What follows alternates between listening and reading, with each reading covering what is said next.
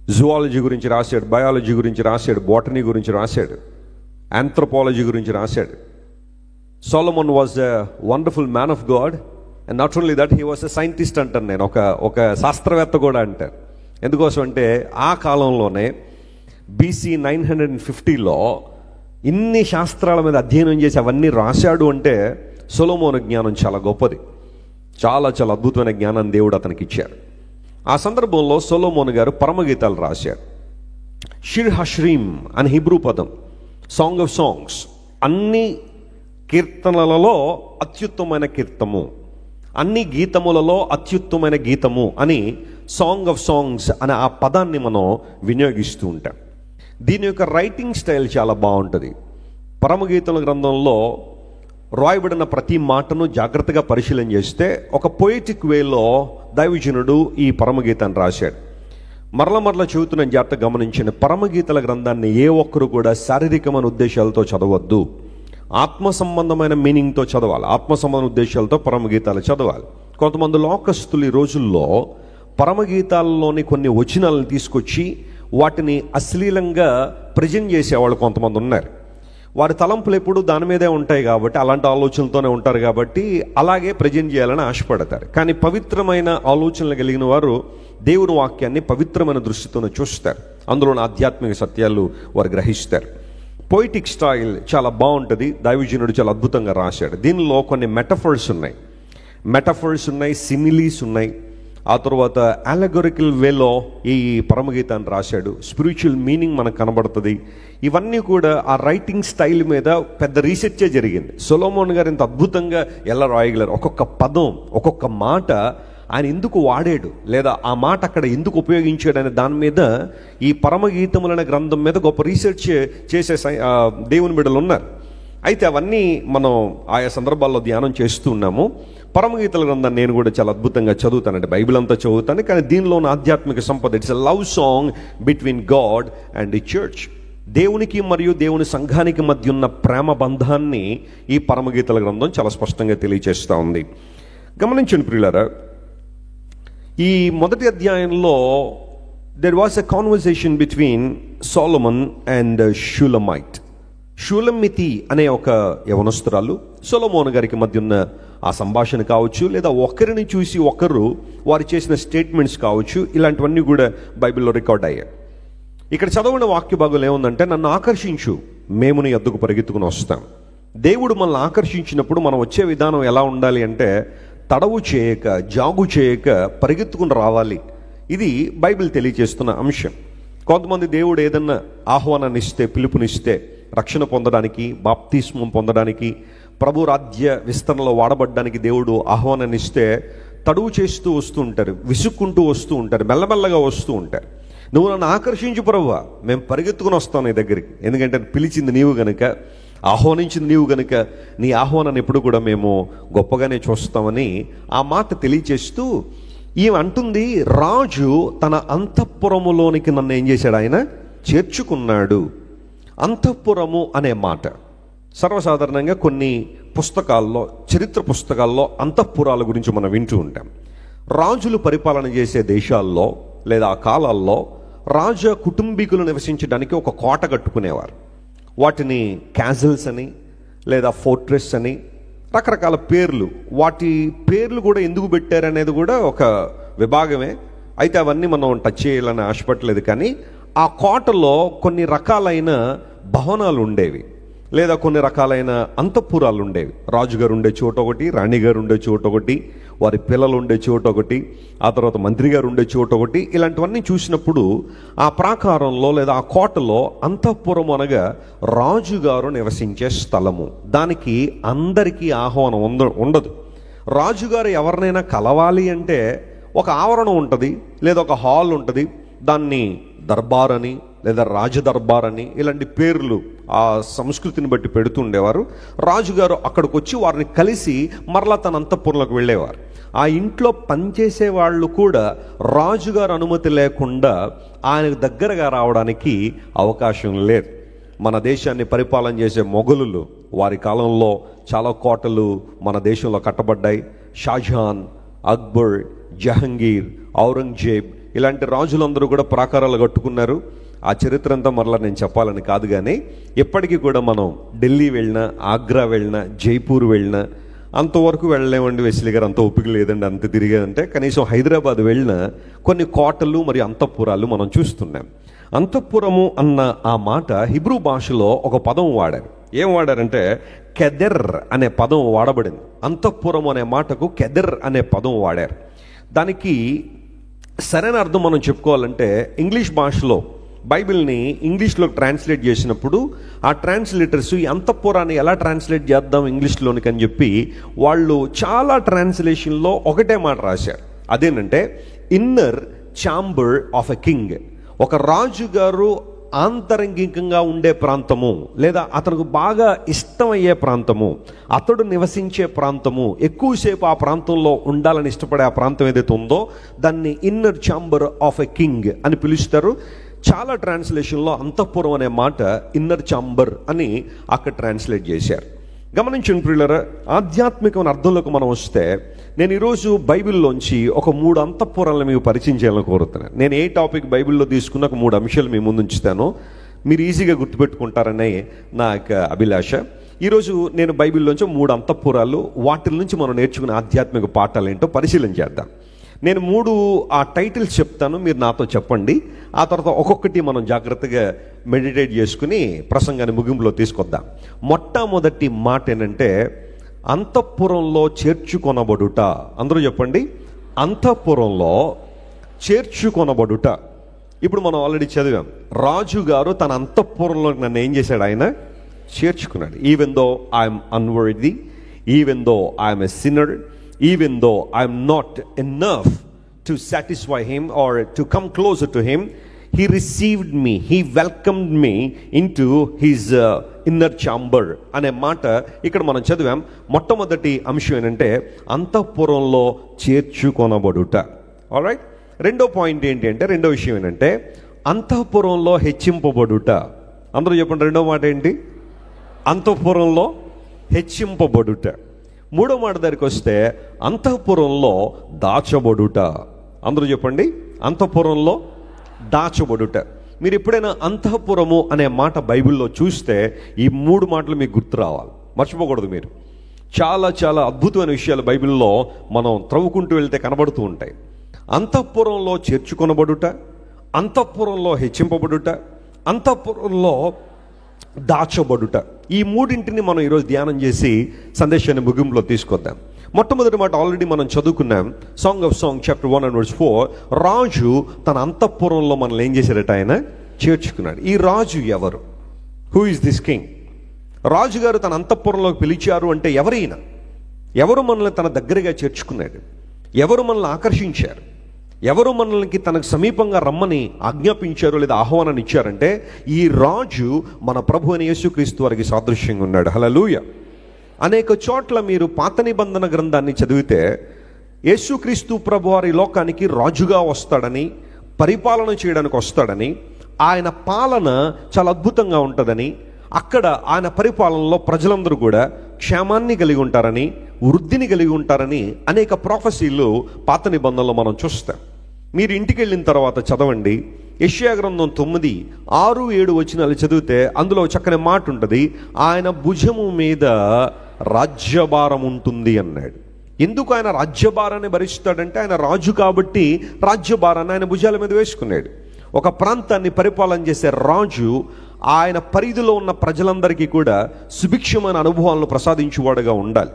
వారందరికీ కూడా మంచి పాలన ఇవ్వాలి, వారందరినీ చక్కగా పరిపాలన చేయవాడుగా ఉండాలి. అన్యాయం కానీ, అక్రమం కానీ, పక్షపాతం కానీ లేని పరిపాలన ఆ ప్రాంతంలో అందించాలి. ఒకవేళ ఎవరైనా పాలిటీషియన్స్ కానీ లేదా రాజ్యాన్ని పరిపాలన చేయాలి, దేశాన్ని పరిపాలన చేయాలనుకునేవారు బైబిల్ చదివితే వాళ్ళకు కూడా చాలా మాటలు బైబిల్లో ఉన్నాయి. వాళ్ళు ఎలా ఉండాలి, ఎలా ఉంటే సుభిక్షమైన పాలన ప్రపంచానికి అందిస్తారో చాలా మాటలు బైబిల్లో ఉంటాయి. బట్ అల్టిమేట్ కింగ్ అంటూ ఎవరైనా ప్రపంచంలో ఉన్నారంటే అది మన ప్రభుని యేసుక్రీస్తు వారే. ఎన్నో ప్రొఫెసీలు పాత నిబంధనలో యేసు ప్రభు రాజుగా పిలువబడతారని పాత నిబంధనలో రాయబడ్డాయి. In fact when we come to the New Testament, నూతన నిబంధనలోకి వస్తే యేసు ప్రభుని అనేక సందర్భాల్లో యూదుల రాజు అని ఏం చేశారు చెప్పండి? సంబోధించారు. జ్ఞానులు యేసు ప్రభువును వెతుక్కుంటూ వస్తూ వారు అడిగిన మాట ఏంటో తెలుసా? హేరోదు దగ్గరికి వచ్చి ఏమడిగారు? యూదుల రాజుగా పుట్టినవాడు ఎక్కడున్నాడు? తూర్పు దిక్కున. మేము ఆయన నక్షత్రం చూసి ఆయన ఏం చేయడానికి వచ్చాం? పూజించడానికి వచ్చాం, మేము ఆయన ఆరాధించడానికి వచ్చాం. హేరోదు రాజు ఆ దినాల్లో దేవుని ప్రజలు, ప్రాముఖ్యంగా ఇశ్రాయేలు దేశంలో రాజుగా ఉన్న ఆ కాలంలో జ్ఞానులు ఎక్కడుండో వచ్చి ఆల్ ఆఫ్ ఎ సడన్గా where is the king of juice అంటే హేరోదు కోపం రాదా? వచ్చింది, కోపం వచ్చింది. నేనుండగా మరొక రాజు ఎలా వస్తాడు? వచ్చాడు. లోకాన్ని సరిగా పరిపాలన చేయడానికి వచ్చాడు. నిజమైన పరిపాలన అంటే ఏంటో రుజువు చేయడానికి వచ్చాడు ఈ రాజు. ఆ కాలంలో యేసు ప్రభువును అనేక సందర్భాల్లో యూదుల రాజు అని అనేక మంది సంబోధించారు. ఆ తర్వాత యేసు ప్రభు శిలువ మీద మరణించినప్పుడు ఆయన తలకు పైగా ఒక విలాసాన్ని ఉంచారు. ఒక బోర్డు లేదంటే ఒక మాట రాసి ఆ శిలువ మీద తగిలించారు. దానిలో ఏముంటుందంటే, యూజువల్గా మీరు ఎప్పుడైనా సిలువను చూస్తే, ఆ పిక్చర్ని మీరు చూస్తే INRI అని 4 మాటలు ఉంటాయి. చాలామంది అడుగుతుంటారు, వెస్లీ గారు INRI అంటే అర్థం ఏంటండి, దాని యొక్క వివరణ ఏంటి అంటే, INRI అనే మాటకు అర్థం ఏంటంటే నజరేయుడైన యేసు యూదులకు రాజు, అది దాని అర్థం. ఈసస్, నజరీన్, రెక్స్ అండ్ యూదియం అని 4 మాటలు. ఈసస్ అనగా యేసు ప్రభువారు, నజరీన్ అనగా నజరేయుడు, రెక్స్ అనగా కింగ్, రాజుకి వాడబడిన మరొక పదం రెక్స్ అనే పదం వాడతారు. రెక్స్ అనగా కింగ్, యూదియం అనగా యూదులు అనే మాట. సో INRI అంటే అర్థం ఏంటంటే నజరేయుడైన యేసు యూదులకు రాజు. వాస్తవానికి శాస్త్రులు పరిచయాలందరూ కూడా పిలాతు దగ్గరికి వచ్చి అన్నారు, ఈయన చేసిన నేరం ఏంటంటే తాను రాజును అని చెప్పుకున్నాడు, ఇది నేరం, అలా రాసిపెట్టు అన్నాడు. పిలాతు అవన్నీ ఎందుకులే, యూదుల రాజు అని రాసామన్నాడు. ఆ తర్వాత వీళ్ళు ఆక్షేపించారు, మేము రాయమన్నది ఏంటి, నువ్వు రాసింది ఏంటి, మేము అడిగింది ఏంటి, నువ్వు చేసింది ఏంటి అని చెప్పి ఈ పెద్దలందరూ కూడా పిలాతుతో గొడవ పెట్టుకోవడానికి వెళ్తే పిలాతు అన్నాడు, నా ప్రాంతం నుండి వెళ్ళిపోవడం, మీరు నేను ఏదో రాసింది ఏదో రాశానో ఇంకా చాలు, ఇంకా మీ గేమ్లన్నీ చాలు, ఇంక ఇప్పటిదాకా చాలా రకాలైన మాటలు మాట్లాడారు, ఈ సందర్భంలో నేను రాసింది ఏదో రాశానో, let it be like that, అది అలా ఉంచండి అంతే. దేవుడు కొన్నిసార్లు తన ప్రణాళికలను అన్య రాజుల ద్వారా లేదా ఆయనంటే ఎవరో ఎరిగిన వారి ద్వారా కూడా దేవుడు తన ప్రణాళికలు నెరవేర్చాడు. నజరేయుడైన యేసు యూదులకు రాజు, ఇది ఆయన నేరమని రాయమన్నారు, కానీ వాస్తవానికి ఆ మాట అక్కడ రాశారు. ఇన్ఫ్యాక్ట్ బైబిల్ గ్రంథంలో అనేక చోట్ల మనం చూస్తుంటే, when we come to the book of revolution, the final book of the Bible, దేవుని సంఘానికి ఇవ్వబడే హెచ్చింపు గురించి అక్కడ మాట్లాడుతూ దేవుణ్ణి ప్రభు అయిన యేసుక్రీస్తు వారిని ప్రకటన గ్రంథం ఎలా పరిచయం చేసిందో తెలుసా? ఆయన రాజులకు రాజు, ప్రభువులకు ప్రభు అన్నాడు. ఈ విధంగా ఆలోచన చేస్తే రాజు తన అంతఃపురంలోకి నన్ను చేర్చుకున్నాడు అంటే ఈ మాటను మనం ఎలా అర్థం చేసుకోవాలంటే, యేసుక్రీస్తు ప్రభు దగ్గరికి వచ్చినప్పుడు ఆయన మనలను తనకు దగ్గరగా చేర్చుకునే దేవుడు, ఆయన మనల్ని ఆకర్షించిన దేవుడు. మనం దేవుణ్ణి ఆకర్షించలేకపోయాం, లేదా మన క్రియల ద్వారా, మన యొక్క భక్తి ద్వారా, మన యొక్క మంచితనం ద్వారా మనం ఎప్పుడు దేవుణ్ణి ఆకర్షించలేదు, కానీ దేవుడే మనల్ని ఆకర్షించాడు. ఆయన దగ్గరికి రావాలి అని దేవుడే రక్షణ ప్రణాళికను సిద్ధం చేసి ఆయనే మనల్ని ఆహ్వానించారు. ఆయన ఆహ్వానించకపోతే, ఆయన మనల్ని పిలవకపోతే మనలో ఏ ఒక్కరూ కూడా దేవుని దగ్గరగా రాకపోయేవారము, రాలేము కూడా. దేవుడే ఆ ప్రాసెస్ని ఇనిషియేట్ చేసి మనందరినీ తన దగ్గరగా చేర్చుకున్నాడు. ఎంతవరకు అంటే, మీరు ఎక్కడో ఉండని అనలేదు, తన అంతఃపురంలోనికి, తను నివసించే స్థలంలో, తను ఉండే ప్రాంతంలో మనం ఉండాలనే యేసు ప్రభు ఆశించారు. ఆ కారణాన్ని బట్టే యేసు ప్రభు వారు శిలువ మరణానికి వెళ్ళక మునుపు శిష్యులతో మాట్లాడుతున్నారు, నేను మీకంటే ముందుగా వెళ్తున్నాను. ఎక్కడికి అంటే పరలోక రాజ్యానికి వెళుతున్నాను, అక్కడ మీ కొరకు నా తండ్రి ఇంట అనేక నివాసములు ఉన్నాయి, మీరందరూ నాతో కలిసి ఉండాలని, నాతో ఉండాలని ఆశ అన్నట్టుగా యేసు ప్రభు ఒక చక్కని డిజైర్ని ఆయన తెలియజేశారు. మనందరూ ఆయనతో ఉండాలని ప్రభు ఆశించాడు. ఆయన మనలను చేర్చుకున్న దేవుడు. హల్లెలూయా. ఒకవేళ ఈరోజు నీ దౌర్భాగ్యతను బట్టి ఎవరు నేను చేర్చుకోవట్లేదేమో, నీ దౌర్భాగ్యతను బట్టి ఏ ఒక్కరు కూడా నిన్ను తన బంధువు అని పిలవడానికి సిగ్గుపడుతున్నారేమో, కుటుంబ సభ్యులను పిలవడానికి కూడా సిగ్గుపడుతున్నారేమో, స్నేహితుడని పిలిపించుకోవడానికి లేదా నీ స్నేహితుడిని పిలవబడడానికి కొంతమంది సిగ్గుపడుతున్నారేమో, నీ దౌర్భాగ్యతను బట్టి, నీ పాపాన్ని బట్టి. కానీ దేవుని ప్రేమ ఎంత విలక్షణమైంది అంటే, మనందరం పాపులమై ఉండగానే, మనందరం శత్రువులమై ఉండగానే, మనందరం బలహీనులమై ఉండగానే యేసు ప్రభు మనల్ని ఏం చేశాడు? ఆయన ప్రేమించారు. ప్రేమించడం మాత్రమే కాదు, ఆయన మనల్ని చేర్చుకున్నాడట, ఆయనకు దగ్గరగా మనల్ని చేర్చుకున్నాడని లేఖనాలు చాలా స్పష్టంగా తెలియజేస్తున్నాయి. ప్రపంచంలో చాలా మతాలు ఉన్నాయి, జాగ్రత్త వినండి. ఒక శ్రేష్టమైన అంశాన్ని మీకు తెలియజేస్తాను.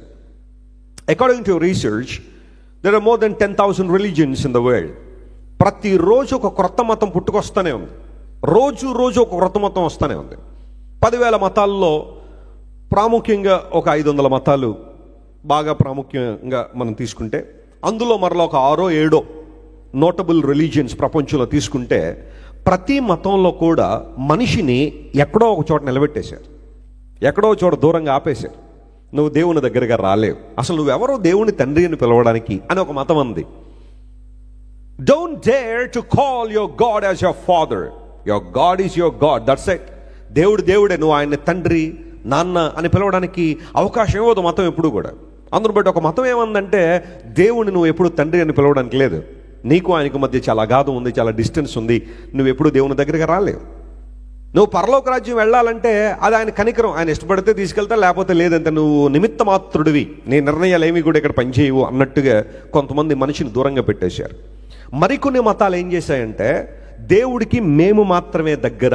ఎందుకోసం అంటే, మేము ఆయన తలకాయలోంచి వచ్చాం కాబట్టి అన్నీ మేమే చేయాలా, చదువు మాకే, వేదాలు మేమే వినాలి, లేదా దైవిక గ్రంథాలు మేమే చదవాలి, మేమేం ఎక్స్ప్లెయిన్ చేస్తే అదే మీరు వినాలా, మేము చెప్పిందే వేదం అన్నట్టుగా మీరు ఉండాలి, మీలో ఏ ఒక్కరు కూడా వాటిని చదవడానికి వీలు లేదని ఎవరైనా కొంతమంది పూర్వ దినాల్లో వారి గ్రంథాలు చదవడానికి సాహసిస్తే నాలుకలు కోసేశారు, చెవుల్లో సీసం పోసేశారు, లెడ్ పోసారు. మరి ఇంకెప్పుడు కూడా చెవులు పని చేయకుండా. ఎందుకోసం అంటే, నువ్వెవరో అసలు దేవుని మాటలు వినడానికి, నువ్వెవరో దేవుని మాటలు చదవడానికి, అది మా బాధ్యత కదా, మేము గది చెప్పాలి కదా నీకని కొంతమంది మనిషిని దూరంగానే వదిలిపెట్టేశారు.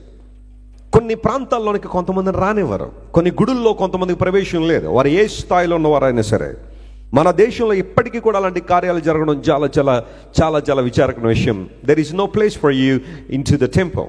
నువ్వు ఈ గుడిలోనికి రావడానికి వీల్లేదు, ఎందుకంటే నువ్వు తక్కువ కులస్తుడివే, నువ్వు దేవుడి కాళ్ళల్లోంచి వచ్చావు, పాదాల్లోంచి వచ్చావు, ధూళిలోంచి వచ్చావు, కాబట్టి అసలు నువ్వు లోపలికే రావడానికి వీల్లేదని ఇప్పటికీ కూడా ఆ డిస్క్రిమినేషన్, ఆ వివక్ష అనేది కొనసాగుతూనే ఉంది.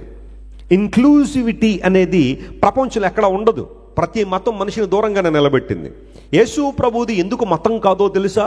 ఆయన మనిషిని దూరంగా నిలబెట్టలేదు. నువ్వు ఎంత దగ్గరగా వస్తే అంత దగ్గరగా వచ్చాయన్నాడు ఆయన. దేవుడు నామమున స్తోత్రం కలుగును గాక.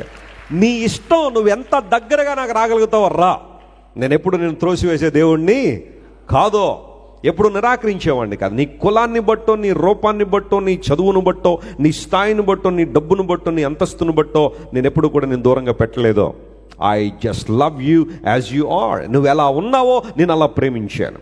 మనలో ఏ ఒక్కరూ మంచోళ్ళం అని యేసుప్రభువు మన కోసం చనిపోలేదు. నీతిమంతుల కోసం ఎవరైనా చనిపోవడం తెగిస్తారేమో కానీ అనీతిమంతుల కొరకు, దుర్నీతి పరుల కొరకు ఎవరు చనిపోతారు ప్రపంచంలో? యేసుప్రభువు మనల్ని ప్రేమించారు. ఆయన ప్రేమ ఇన్క్లూసివిటీని ప్రోత్సహించింది. అందును బట్టే సంఘం చూడండి, ఈ రోజున క్రైస్తవ సంఘం, ఇక్కడ రెస్ట్రిక్షన్స్ లేవు. ఎవరైనా రావచ్చు దేవుని మందిరానికి, దేవుని మాటలు వినొచ్చు, దేవుని పాటలు పాడొచ్చు, ఆయన స్వేచ్ఛగా ఆరాధించుకోవచ్చు, స్వేచ్ఛగా దేవుని స్తుతించవచ్చు, స్వేచ్ఛగా దేవుని తండ్రి అని పిలుచుకునే అధికారం దేవుడు మనందరికీ ఇచ్చాడు.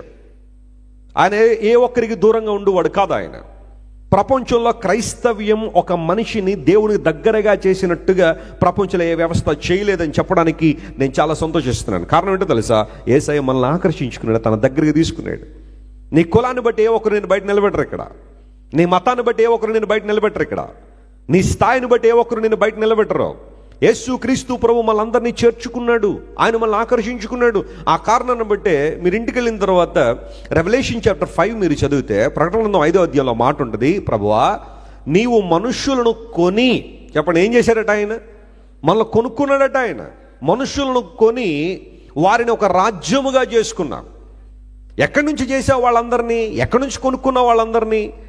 ఆయా భాషలు మాట్లాడే వారిలో నుండి, చెప్పండి ఆయా వంశములలో నుండి, ఆ తర్వాత ఆయా జాతులలో నుండి దేవుడు మనుషులను కొని వారందరినీ కలిపి దేవుడు ఒక రాజ్యంగా చేశాడట.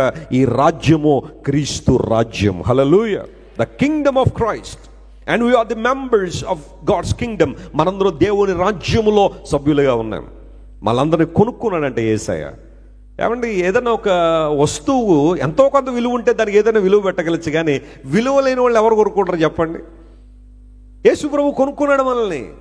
ఆయన తన ప్రేమతో రక్తం కార్చి కొనుక్కున్నాడు, తన ప్రాణాన్ని ఫణంగా పెట్టి యేసయ్య మనల్ని కొనుక్కున్నాడు.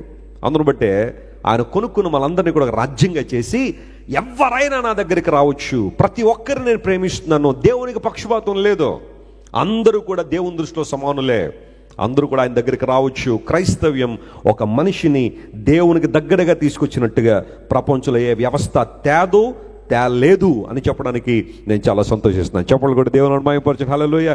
ఈజన్ ఇట్ ఏ గుడ్ న్యూస్? ఇది శుభవార్త కాదా? ఇది నిజంగా నీకు ప్రోత్సాహాన్ని ఇచ్చే మాట కాదా? ఇంకెంతకాలం మతాల్లో ఉండిపోతావు? రా, మార్గంలోకి రా. ప్రభువుకి ఎంత దగ్గరగా రాగలిగితే అంత దగ్గరగా నువ్వు వచ్చేయచ్చు. ఇక్కడ నిన్ను నిరోధించేవాళ్ళు లేరు, నిన్ను వారించేవాళ్ళు లేరు, నిన్ను నిలుపు చేసేవాళ్ళు లేరు.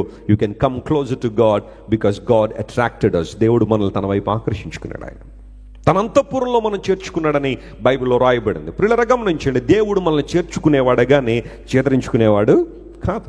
ఆయన మనల్ని చేర్చుకున్నాడు అని బైబిల్ చాలా స్పష్టంగా తెలియజేస్తూ ఉంది. నేను కొన్ని మాటలు, కొన్ని రెఫరెన్స్లు ఇస్తాను చూడండి. నిర్గమకాండం 6వ అధ్యాయం 7వ వచనం చదివితే దేవుడు ఇలా అన్నాడు.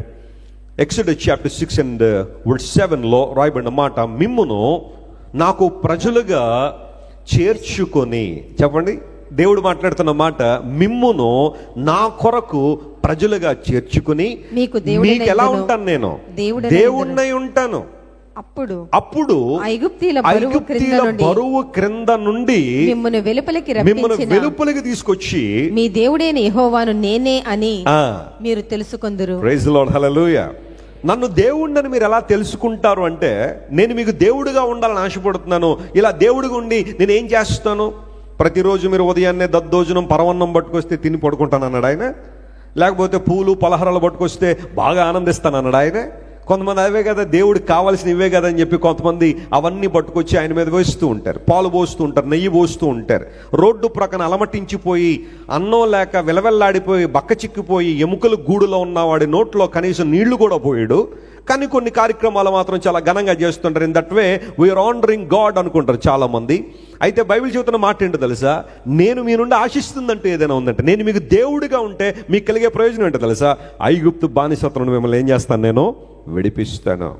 I prove myself by delivering you from the bondage of Egypt. ఐగుప్తు బానిసత్వం నుంచి మిమ్మల్ని విడిపించి నన్ను నేను ప్రూవ్ చేసుకుంటాను. నేను దేవుణ్ణని మీరు తెలుసుకునేలా చేస్తానని దేవుడు చక్కని మాట అక్కడ సెలవిచ్చాడు. మీరు నాకు ప్రజగా ఉంటారు. ఎందుకోసం అంటే నేను మిమ్మల్ని ఏం చేశానో చేర్చుకున్నాను అని దేవుడు చక్కని మాట అక్కడ రాశాడు. కీర్తన గ్రంథం 65వ కీర్తన 4వ వచనం చదివితే దానిలో మరొక మాట పరిశుద్ధాత్మ దేవుడు రాయించాడు. Psalm 65 and verse 4, నీ ఆవరణములలో నివసించున్నట్లు నీవు ఏర్పరచుకుని. చెప్పండి, ఎవరటైనా చేర్చుకొనువాడు ధన్యుడు. దేవుని చేత చేర్చుకొనబడిన వాడు ధన్యుడని బైబిల్లో రాయబడింది. ఎందుకోసం అంటే మనం ఎక్కడ నివసించాలన్నట? దేవుని ఆవరణములో, ఆయన పరిధిలో, ఆయనకు దగ్గరగా మనం నివసించాలని. దీన్ని ఒక ఆధ్యాత్మిక అర్థంగా మనం తీసుకుంటే, దేవుడు తన మందిరములోనికి మనల్ని ఏం చేశాడు చెప్పండి? ఆహ్వానించారు. మీలో ఏ ఒక్కరు కూడా మీరు కావాలనుకునో లేదా యాక్సిడెంటల్గా మీరు దేవుని మందిరానికి రాలా. క్రైస్ట్ వర్షిప్ సెంటర్లో ఈరోజు మీరు కూర్చున్నారంటే this is God's plan for your life. Somebody say hallelujah. ఇది దేవుని చిత్తం అంతే. దేవుడు మిమ్మల్ని ఆకర్షించుకున్నాడు. ఇక్కడ ఎందుకు వస్తున్నారు దేవుని మందిరానికి చాలా మంది అంటే, దేవుని వాక్యాన్ని ప్రేమించి వాక్య ప్రకారం తమ జీవితాలు కట్టుకోవాలని, వాక్యం అనే బండ మీద తమ జీవితాలు కట్టుకోవాలని దేవుని ప్రజలు వస్తూ ఉంటారు. కొంతమంది తెలియక బయట వాళ్ళు కొంతమంది మాట్లాడుతుంటారు, క్రైస్ట్ వర్షిప్ సెంటర్కి అంతమంది ఎందుకు వెళ్ళిపోతున్నారంటే పెద్ద చర్చి కట్టారు కదండి, కొంతమందికి అలాంటి పెద్ద పెద్ద సంఘాల్లో ఉండే ఇష్టం అండి అని చెప్పి కొంతమంది, లేదండి అక్కడ పెద్ద స్క్రీన్ పెట్టారండి అందరూ పెట్టి ఎక్కడికి వెళ్ళిపోతున్నారంటే చాలామంది. పాపం మరి ఈ స్క్రీన్లు వాళ్ళ ఇళ్లలో లేవు, మరి వాళ్ళకి ఎక్కడ చూడలేరు ఇలాంటి స్క్రీన్లు, మందిరంలోనే చూడాలని వచ్చేస్తారని కొంతమంది ఇలా రకరకాలుగా మాట్లాడే వాళ్ళు ఉంటారు. కానీ వాస్తవానికి దేవుడు తన మందిరంలోనికి మనందరినీ ఆకర్షించింది ఆయనే. నీ ఆవరణములలో నివసించినట్లు నువ్వు ఏర్పరచుకొని చేర్చుకునేవాడు ధన్యుడు అనే మాట. ఇది ఒక ధన్యత. ప్రభువు బిడ్డలుగా మనందరూ ఒక చోట చేరి ఆయన ఆరాధించడానికి, ఆయన స్తుతించడానికి దేవుడు మనకిచ్చిన ఆధిక్యత ఒక ధన్యత. ఆరాధన చేస్తుంటే కొన్ని సందర్భాల్లో we feel God's move and God's presence. నేను గమనిస్తుంటాను చాలా మందిని తమ హృదయాలు దేవుని సభలో కృమ్మరించి దేవుని ఆరాధన చేస్తుంటారు. బ్లెస్సీ వెస్లీ గారి ఆరాధన ప్రపంచంలో చాలా మంది దేవునికి కనెక్ట్ అవ్వడానికి ఉపయోగపడుతుందని చాలా మంది సాక్ష్యం చెప్తూ ఉంటారు. ఆయా ప్రాంతాల్లో మేము తిరుగుతుంటే క్రైస్ట్ వర్షిప్ సెంటర్లో జరుగుతున్న ఆరాధన, what a powerful worship, connecting hearts to God. దేవునికి తమ హృదయాలు కనెక్ట్ చేసే సమయం అది. కొంతమంది ఆరాధన మిస్ అయిపోతున్నారు, ఆ సమయానికి రాలేకపోతున్నారు. దేవునికి నీ జీవితాన్ని సమర్పించుకోవాలంటే ఆరాధన ద్వారా నువ్వు దేవుని దగ్గరగా రావచ్చు. స్తుతి ఆరాధన, దేవుని వాక్యం ఉన్నదన్నట్టుగా బోధించే పరిస్థితి. మీరు గమనిస్తున్నారు కదా, గంట సమయం తక్కువ లేకుండా దేవుని వాక్యాన్ని ఇక్కడ మీరు వింటారు. ఇంక వేరే కార్యక్రమాలు లేవు. కొన్ని సంఘాల్లో చూడండి, వాక్యం 10 నిమిషాలు ఉంటుంది, 3 గంటలు జరుగుతుంది ఆరాధన, 10 నిమిషాలు ఉంటుంది వాక్యం. మిగతావన్నీ కూడా రకరకాల కార్యక్రమాలు అవి ఇవి చేసి ప్రజలందరికీ, కొంతమందికి ఎందుకు వచ్చాము ఇక్కడికి అన్నట్టుగా విసుగు తెప్పించేగా పరిస్థితులు ఉంటాయి. దేవుని వాక్యం సరిగా బోధించే పరిస్థితులు అక్కడ కనబడటం లేదు. మరి నేను చెప్పగల దేవుని సేవకునిగా దేవుడు మాకు ఇచ్చిన పిలుపు, మా దర్శనం వాక్యాన్ని ఉన్నదన్నట్టుగా మేము ముందు ఉంచడం, వాక్య ప్రకారం మీరు జీవించాలని సవాలు చేయడం, తద్వారా దేవుని కోసం మీరు మంచి నిర్ణయాలు తీసుకోవాలన్నదే మా యొక్క ఆలోచన. ఎంతమంది ఆధ్యాత్మిక దేవుని పొందుతున్నారు ఇక్కడికి వచ్చి దేవుని వాక్యాలు విని? దేవుడు మనకిచ్చిన గొప్ప సంఘాన్ని బట్టి మనం ఏం చేయాలి చెప్పండి? ప్రభువుని స్తుతించాలి, ప్రభువుని గణపరచాలి, ఆయన ఆరాధించాలి. కొంతమందికి సంఘం దగ్గరగా ఉన్నప్పుడు వాటి విధులు తెలియదు. ఎప్పుడైనా దూరంగా వెళ్ళినప్పుడు ఉండదు చూసారు, అవకాశం ఉండదు చూస్తే అప్పుడు అయ్యో రాజమండ్రిలో ఉన్నంతకాలం సరిగా వెళ్ళలేకపోయాను, ఇప్పుడు వెళ్దాం అనుకున్న ఇక్కడ సరైన ప్రాంతాలు లేవు, అనుకూలతలు లేవన్నప్పుడు బాధపడే వాళ్ళు కొంతమంది ఉంటారు. ఎప్పుడైనా సరే, అది వ్యక్తులైనా సరే, ఆ తర్వాత వస్తువులైనా సరే, మరేదైనా సరే, అవకాశం ఉన్నప్పుడు, అందుబాటులో ఉన్నప్పుడు చక్కగా వినియోగించుకోవాలి. కానీ ఆ తర్వాత బాధపడడం వల్ల ఉపయోగం లేదు. నీ ఆవరణములో మేము నివసించాలని మమ్మల్ని చేర్చుకున్నావు ప్రభు. There is a purpose behind that. దేవుడు మనల్ని ఎందుకు ఆకర్షించాడు అంటే మనం లోకంలో పడి చెడి తిరుగుతామని కాదు, ఆయన రాజ్యములో, ఆయన ఆవరణలో ఆయన స్తుతిస్తామని, ఆయన కొరకు మనం జీవిస్తామని దేవుడు మనల్ని చేర్చుకున్నాడు. ఆ తర్వాత మరొక రిఫరెన్స్ కూడా మీకు ఇస్తాను. యాక్ట్స్ చాప్టర్ 7:59 మనం చదివితే, మనలను తన ఆవరణలో చేర్చుకున్న దేవుడు, తనకు ప్రజలుగా చేర్చుకున్న దేవుడు, అవర్ అల్టిమేట్ గోల్ గురించి కూడా బైబిల్ సెలవిస్తా ఉంది. యాక్ట్ చాప్టర్ 7:59, ప్రభువును గూర్చి మొర్రపెట్టుచు, యేసు ప్రభువా నా ఆత్మను చేర్చుకొనుమని స్టెఫను ఏం చేశారట? పలుకుచుండగా వారు అతనిని రాళ్లతో ఏం చేశారట? కొట్టారని బైబిల్లో రాయబడి. స్టెఫను దేవుని కోసం నిలబడ్డాడు. He was a wonderful man of God. దైవజనుడిగా దేవుని సువార్తను, దేవుని వాక్యాన్ని ఉన్నతుడిగా బోధించాడు. అందుకు గాను అతను ఎలాంటి పర్యవసానంలో ఉండాలో కూడా స్టెఫన్కి తెలిసినప్పటికీ కూడా ధైర్యంతో దేవుని సువార్తను అందించాడు. వాళ్ళందరూ కోపపడి, మండిపడి, పళ్ళు నూరి స్టెఫన్ను చంపాలని ప్రయత్నం చేశారు. ఈరోజు మనం ఇశ్రాయేల్ దేశం వెళ్తే యెరూషలేం ప్రాకారం దగ్గర సెయింట్ స్టీఫెన్ గేట్ అని ఒకటి ఉంటుంది. అక్కడ స్టెఫన్ గారిని రాళ్లతో కొట్టారు. He was the first martyr in the Bible. బైబిల్లో మొట్టమొదటి హతసాక్షి అంటే ఎవరైనా ఉన్నారంటే అది స్టెఫను. అంటే ఎస్పెషల్లీ న్యూ టెస్ట్మెంట్లో మనం చూస్తే స్టెఫను మొదటి హతసాక్షిగా దేవుని కూడా తన ప్రాణం అర్పించాడు. ఆ సందర్భంలో అతన్ని రాళ్లతో కొట్టే ఆ ప్రక్రియలో స్టెఫను గారు ప్రార్థన చేస్తున్నాడు. ఏమన్నా తెలుసా? యేసు ప్రభువా, నా దేహాన్ని అయితే వీళ్ళ రాళ్లతో కొట్టగలరు, నా శరీరాన్ని అయితే చీల్చేయగలరు, నా శరీరాన్ని ఇబ్బంది పెట్టగలరు, హింసించగలరు, కానీ నా ఆత్మ నీ చేతిలో ఎప్పుడు సురక్షితంగానే ఉంది. చెప్పండి కూడా దేవుని మహిమపరచండి. Hallelujah. People may trouble you, people may ridicule you, people may suffer you, people may persecute you, but that is to your body only. అది కేవలం నీ శరీరానికి మాత్రమే వారు గాయాలు చేయగలరేమో. ఈ రోజుల్లో కూడా చాలా మంది దేవుని ప్రజలు దేవుని రాజ్యం కొరకు హతసాక్షులు అయిపోతున్నారు. తమ ప్రాణాలు దేవుని కోసం అర్పిస్తున్నారు.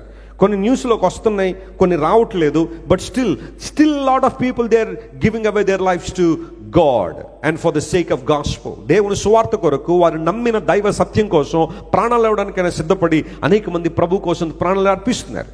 నైజీరియా అనే దేశంలో బోకో హరామ్ అనే ఒక ఉగ్రవాద సంస్థ ఉంటుంది. వాళ్ళు ప్రతిరోజు నిరంతరంగా వారి టార్గెట్ ఏంటంటే దేవుని ప్రజలను చంపడమే. ఎన్నో స్టాటిస్టిక్స్ మనకు వస్తున్నాయి. కొన్ని నేను ఒక రిలయబుల్ సోర్సెస్లో చూస్తూ ఉంటే కొన్ని వేల మంది ప్రజలు ఆయా సందర్భాల్లో తమ ప్రాణాలు కోల్పోతున్నారు దేవుని రాజ్యం కోసం, దేవుని సువార్త కోసం. గమనించండి, ఇక్కడ అలాంటి సంఘటనలు మనం విన్నప్పుడు మనం భయపడాలని మాటలు నేను చెప్పట్లేదు. కానీ ఎవరైనా మనకు హాని చేయాలనుకుంటే కేవలం మన శరీరానికి మాత్రమే చేయగలరు. కానీ ఒక్కసారి నీ జీవితాన్ని యేసుకి అప్పగించిన తర్వాత నీ ఆత్మ దేవుని చేతిలో ఇప్పుడు ఎలా ఉంది చెప్పండి? సురక్షితంగా ఉంది. Hour ultimate goal is to reach to Jesus. Stephen గుర్తించాడు, ప్రభువా ఇప్పుడు నా ప్రాణాన్ని వదిలిపెట్టేస్తున్నాను, నా జీవితం ఒకవేళ నా శారీరక జీవితం ఇక్కడితో ఎండ్ అయిపోవచ్చు, లేదా ఈ యెరూషలేములోనే హతసాక్షిగా మారచ్చు, కానీ నా ఆత్మను మాత్రం ఎవరికి అప్పగిస్తున్నాను? నీకు అప్పగిస్తాను. కాబట్టి నా ఆత్మను చేర్చుకొని అనే మాట అక్కడ వాడాడు. నువ్వు రక్షించబడిన విశ్వాసం అయితే, యేసు ప్రభువును అంగీకరించిన వ్యక్తివైతే, ఏనాడైనా ఈ భూమి మీద నీ యాత్రను ముగిస్తే, నీ జీవితాన్ని ముగిస్తే, నీ ఆత్మను చేర్చుకునేది ఎవరంటే ప్రభు అయిన యేసుక్రీస్తు వారే. చప్పట్లు కొట్టి దేవుని మహిమపరచండి. That's the eternal security that we have in Jesus. క్రీస్తు ప్రభులో మనకున్న నిత్యమైన భద్రతదే. మనం ప్రభుతో ఉంటాము, దేవుని రాజ్యంలో ఉంటాం, ఆయనతో మనం ఉంటామనే ఒక ఆలోచన. బిల్లీ గ్రాహం గారు దేవుని చేతిలో చాలా బలంగా వాడబడ్డారు. And he had a long life. సుమారుగా 98 సంవత్సరాలు బతికాడు ఆయన. ఇంకొక 2 బ్రతుకుంటే చెప్పండి 100 సంవత్సరాలు అయిపోరు. 98 years. ఆయన చనిపోయే సమయం నేను అమెరికాలోనే ఉన్నాను, బిల్లీ గ్రాహం గారు చనిపోయిన సమయానికి. అయితే ఆయన ఫ్యూనరల్ సరికి వెళ్దామని చాలా ప్రయత్నం చేశాను, కానీ నేను ఆల్రెడీ షెడ్యూల్ చేయబడ్డాను మీటింగ్స్లో దేవుని వాక్యం అందించడానికి. అవి క్యాన్సిల్ చేయడానికి అవ్వలేదు. లేకపోతే I really wanted to attend his funeral service. ఆనాడు మైక్ పెన్స్ గారు, ఆ తర్వాత చాలా చాలా చాలా మంది గొప్ప సేవకులు, ప్రపంచవ్యాప్తంగా వాడబడుతున్న వాళ్ళందరూ కూడా ఆయన ఫ్యూనరల్ సర్వీస్కి వెళ్ళారు. బిల్లీ గ్రాహం గారు he had a long life. అయితే ఆయనకున్న ఇప్పుడు ఉద్దేశం, ఆయన ప్రసంగాలు ఎప్పుడు ఏం చెప్తాడో తెలుసా? Heaven is my home, I'm just travelling through this world. పరలోకము నా నివాసము, పరలోకము నా శాశ్వత ఇల్లు. నేను ఈ భూలోకంలో ఏం చేస్తున్నాను? నేను ప్రయాణం చేస్తున్నాను అంతే. ఇది నా శాశ్వతం కాదు, ఇది నా పర్మనెంట్ ప్లేస్ కాదు. This is not my permanent address. చాలాసార్లు మనం అన్ని శాశ్వతం అనుకుంటాం, భూమి మీద ఉన్నవన్నీ కూడా ఎప్పుడు శాశ్వతం కాదు. ఏదో ఒక రోజు అలా వదిలిపెట్టి వెళ్ళిపోవాల్సిందే. వదిలిపెడతామని కూడా కొంతమంది తెలియపోవచ్చేమో. తెలిసిందే, హైదరాబాద్ నుండి బయలుదేరారు బెంగళూరు వెళ్ళిపోదామని చెప్పి, చక్కగా స్లీపర్ కోచ్లో టికెట్లు కొనుక్కున్నారు. ఖచ్చితంగా 3,000 2,500 ఉంటుంది టికెట్. 41 మందితో బయలుదేరిపోయింది బస్సు. అనుకున్నారా ఎవరైనా? మధ్యలో ఒకడు వస్తాడు, ఒక బండి ఢీ కొడుతుంది, ఆ బండి బస్సు కిందకి వెళ్ళిపోద్ది, ఫైర్ వచ్చేస్తుంది, అక్కడ నుంచి బస్సు కాలిపోద్ది, కనీసం బయటికి రావడానికి కూడా అవకాశం ఉండదని ఎవరైనా అనుకున్నారా? ఈ బస్సుల్లో ఉన్న చిన్న ప్రాబ్లం ఏంటంటే, ఆ ఎలక్ట్రానిక్ లాక్స్ వలన ఇలాంటిది ఏదైనా ప్రమాదం రాగానే ఇంక మేము ఎవరిని బయటకు వెళ్ళాము అన్నట్టుగా మొత్తం లాక్ అయ్యి కూర్చుంటాయి. అవి ఎవరు ఓపెన్ చేయలేరు ఇంకా వాటిని. డ్రైవర్స్ కూడా కొంచెం సహాయం చేసి ఉంటే బాగుండేది. వాళ్ళు కూడా పరిగెత్తుకుని వెళ్ళిపోయారు. ప్రమాదాన్ని చూసి వారు కూడా పరిగెత్తేశారు. 40 మందిలో సుమారుగా 20 మంది సజీవ దహనం. లోపల ఏమవుతుందో తెలియదు, ఎటు వెళ్ళాలో తెలియదు. ఆ పొగ కమ్మేసి ఊపిరాడక చాలా మంది చనిపోయారు. మనకు తెలుసు ఆ దృశ్యాలన్నీ కూడా. దాదాపు ఇలాంటి సంఘటన కొన్ని సంవత్సరాల క్రితం బెంగళూరు నుంచి హైదరాబాద్ వస్తుండగా ఒక బస్సుకు జరిగింది. అది ఒక డివైడర్ ఢీకొని ఆ ఆయిల్ ట్యాంక్ పగిలిపోయి బస్సు కాలిపోతే ఇందులో కనీసం ఒక 20 మంది అన్న బ్రతికారు. అందులో ఒక్కడు బ్రతికాడు అంతే 40 మందిలో. ఆ టైంలో కూడా చాలా విచారకరమైన విషయం. నేను చెప్పాలనుకున్న అంశం ఏంటంటే, వారిలో ఏ ఒక్కరైనా ఈ రాత్రి మనం బస్సులో ప్రయాణం చేస్తున్నాము, ఇదే చివరి రాత్రి అవుతుందని ఎవరైనా అనుకున్నారా? అలా అనుకుంటే బస్సు ఎక్కుతారా? Life is unpredictable. You don't know what will happen tomorrow. ఈ రోజే మంది, రేపు. నేను భయపెట్టాలని మాటలు చెప్పట్లేదు, కానీ are you preparing for eternity? నిత్యత్వం కోసం నువ్వు సిద్ధంగా ఉన్నావా? స్టెఫను, ప్రభువా నా ఆత్మను చేర్చుకో. My spirit is very secure in your hands because I trust you. You are my God. నన్ను నిరంతరం భద్రపరిచే దేవుడు నీవు ప్రభువా అని స్టెఫను తన ఆత్మను దేవునికి అప్పగించాడు. దేవుని ప్రజలారా, what a satisfying life it was. Though it was a short span of his life. Stephen ఎంతకాలం బ్రతికాడు అనేది మన క్లారిటీ లేదు, కానీ ఆయన బ్రతికినంతకాలం దేవుని కొరకు సాక్షిగా బ్రతికాడు. ఆ ఫైనల్ మూమెంట్ అతని జీవితంలో రాగానే he was well prepared. Bible సెలవిస్తూ ఉంది. నేను స్టెఫను గురించి ఆ యాక్ట్ చాప్టర్ 7 అంతా చదువుతూ ఉంటే గూస్ బంప్స్ వస్తాయి కొన్ని సందర్భాల్లో. ఎందుకోసం తెలుసా? స్టెఫను రాళ్లతో కొట్టబడి ఒక దయనీయమైన పరిస్థితుల్లో, ఒక ట్రాజిక్ వేలో రక్తం ఓడుతూ దెబ్బలు కాస్తూ అలా కుప్పకూలిపోయి మాంసపు ముద్దలాగా యెరూషలేము ప్రాకారం దగ్గర పడిపోతే చేదరించుకున్న వాళ్ళు ఉన్నారు, అసహించుకున్న వాళ్ళు ఉన్నారు స్టెఫను చూసి. అది కేవలం భూలోకం వరకు జరిగిన చిత్రం అది, కానీ పరలోకంలో చిత్రం వేరుగా ఉంది. యేసయ్య సింహాసనం మీద లేచి నిలబడ్డాడట. చప్పట్లు కూడా దేవుని మహిమపరిచింది. What a grand welcome it was. స్టెఫనో, నీ మరణం ప్రజల దృష్టిలో హీనంగా ఉండొచ్చేమో, నీ మరణం ప్రజల దృష్టిలో అపహాస్యంగా ఉండొచ్చేమో, నీ జీవితం ప్రజల దృష్టిలో నిందాభరితంగా ఉండొచ్చేమో, కానీ you are so valuable to me Stephen. I welcome you to my kingdom and you have a great place. Martyrs they have the crowns of life. హత సాక్షులుగా మార్చబడిన వారికి జీవ కిరీటాలు ఉన్నాయట పరలోకంలో. God prepared a crown of life for Stephen. The scenario is different. పరలోక రాజ్యంలో జరుగుతున్న చిత్రం వేరు. యేసు ప్రభు నిలబడ్డాడంటే చెప్పండి, దూతలు కూర్చుని ఉంటారా? యేసు ప్రభు నిలబడితే చెప్పండి, దూతలు కూడా ఏం చేయాలా? నిలబడాల్సిందే. మొత్తం పరలోకం అంతా ఒక standing aviation. What a beautiful picture it was. Stephen రాళ్లతో కొట్టబడి ఈ భూమి మీద తన జీవితాన్ని ముగించి పరలోకానికి వెళ్తుంటే యేసు ప్రభు అంతటి వాడు ఆయన సింహాసనం మీద లేచి నిలబడ్డాడంటే ఆయన దృష్టిలో స్టెఫను జీవితం ఎంత వాల్యుబుల్ మీరు ఆలోచించేయండి. Let me tell you my friends, when you come to God, you are valued and you are welcomed and you are respected. దేవుని దగ్గరికి వచ్చినప్పుడు లోకం ఎవ్వరూ ఇవ్వలేని గౌరవాన్ని యేసే నీకు ఇస్తాడు. లోకం ఎవ్వరు ఇవ్వలేని ఆ వెల్కమింగ్ నేచర్ ప్రభు దగ్గర ఉంది, నిన్ను చేర్చుకుంటాడు. మూడోది, లోకం ఎవ్వరు ఇవ్వలేని విలువను దేవుడు నీకు ఇస్తాడు. హల్లెలూయా. ప్రజలు నిన్ను విలువ లేనిదానిగా చూడొచ్చేమో, విలువ లేనివాడిగా చూడొచ్చేమో. క్రైస్తవులంటే ఈరోజు చాలా మందికి అపహాస్యం. క్రైస్తవులంటే కొంతమంది చూడండి భయంకరంగా ఇంకా గొర్రెలని మాట్లాడితే ఆ మాట ఉపయోగించి ఇష్టానుసారంగా మాట్లాడుతూ ఉంటారు. లాభం పొందిందంతా దేవుని బిడ్డల ద్వారా, ప్రయోజనం పొందిందంతా కూడా దేవుని ప్రజల ద్వారా. ఆ సందర్భాల్లో నేను చెబుతున్నాను, అతను వాడే ప్రతి వస్తువు కూడా దేవుని బిడ్డలు కనిపెడితేనే కదా వచ్చింది. మన Israel prime minister Benjamin Netanyahu అన్నాడు, మీ చేతిలో సెల్ ఫోన్ ఉందంటే ఇజ్రాయెల్ మీ చేతిలో ఉన్నట్టు అన్నాడు ఆయన. ఎందుకంటే ఫస్ట్ సెల్ ఫోన్ వాళ్ళే డెవలప్ చేశారు. ఈనాటికి కూడా చాలా సాఫ్ట్వేర్స్ వాళ్ళే డెవలప్ చేసి ప్రపంచానికి ఇస్తూ ఉంటారు. వ్యాక్సిన్స్, మెడిసిన్స్, అగ్రికల్చర్, కన్సల్టెన్సీ అన్నీ కూడా దేవుని ప్రజల ప్రపంచానికి లాభకరంగా ఉంటే, నీకు సగం తెలిసి సగం తెలియకుండా గొర్రెలని హేళన చేస్తా వాళ్ళని.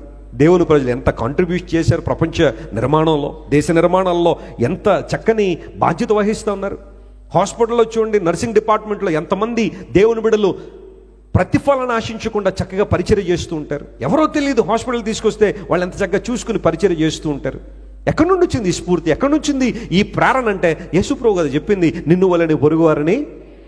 నీకులాగా అన్యాయాలు చేసి, నీకులా ప్రజల్ని అణగద్రొక్కి, ప్రజలను దూరంగా పెట్టి ఇష్టానుసారంగా మాట్లాడే పరిస్థితి కాదు ఇక్కడ. దేవుడు ప్రాక్టికల్ క్రిస్టియానిటీ నేర్పించాడు మాకు. దేవుని ఆరాధించడం, సమాజాన్ని ప్రేమించడం, ఎంతవరకు సమాజానికి మేలుకరంగా ఉండాలో అంతవరకు ఉండడమే క్రైస్తవులకు తెలుసు తప్ప మరొక విధానంలో దేవుని బిడ్డలు ముందుకు వెళ్ళరు. I am telling you, you are welcomed and you are valued and you are respected when you come to the house of God. Stefano, నీ ఆత్మ నాకు చాలా చాలా చాలా ప్రాముఖ్యమైంది. Come in to my kingdom, నా రాజ్యంలోకి వచ్చాయి. బడా నమ్మకమైన మంచి దాసుడాన్ని నేను అనుకుంటాను. యేసుప్రభు నిలబడడం మాత్రమే కాదు, స్టెఫన్ని కౌగిలించుకుని ఉంటాడు ఆయన కదా. You done a great job. అలాంటి పిలుపు కోసం బ్రతుకుదామా? అలాంటి పిలుపు కోసం జీవిద్దామా? రాజు తన అంతఃపురంలోకి నన్ను చేర్చుకున్నాడు. Even though I'm unworthy, but God welcome me. He cleansed me and washed me with his blood. తన రక్తంతో నన్ను కడిగి, పాప పశ్చాత్తాపాన్ని పొందినప్పుడు తన రక్తంతో నన్ను కడిగి నన్ను పవిత్రపరిచి యేసు ప్రభు తన రాజ్యంలో నన్ను చేర్చుకున్నాడు. యునైటెడ్ స్టేట్స్లో వాటర్ గేట్ స్కాండల్ అని ఒకటి జరిగింది. కుంభకోణాలు ప్రతి దేశంలో జరుగుతాయి. ఒక దేశంలో అనుకోకూడదు, మన దేశంలో బోల్డ్ కుంభకోణాలు రోజు తీస్తే బోల్డ్ వస్తాయి బయటికి. 2G స్పెక్ట్రమ్ దగ్గర నుంచి చిన్న చిన్న రోడ్లు వేసేదాకా ఎంతో కొంత కుంభకోణం ఉంటుంది దానిలో. నేను మరలా అవన్నీ డీటెయిల్ చెప్పాలని నేను అనుకోవట్లేదు. అయితే 1960 నుండి 70 వరకు అమెరికాలో రిచర్డ్ నిక్సన్ అనే ఒక ప్రెసిడెంట్ పరిపాలన చేసేవాడు. He was a wonderful person. అతను మంచి వ్యక్తే, ఈజ్ ఎ క్రిస్టియన్ ఆల్సో. కానీ ఆయన క్రింద ఉన్న కొంతమంది టీమ్ సరిగ్గా లేరు. వాళ్ళు ఏం చేశారంటే ఒక స్కాండల్లో ఇరుక్కున్నారు. అందులో ప్రధానమైన వ్యక్తి మీరు చూస్తున్నారు, ఇతని పేరు చార్ల్స్ కాల్సన్ అని మీరు చూసిన ఈ వ్యక్తి ఆ రిచర్డ్ నిక్సన్ గారి గవర్నమెంట్లో అమెరికాలో ఇతను ఒక ప్రధానమైన వ్యక్తి.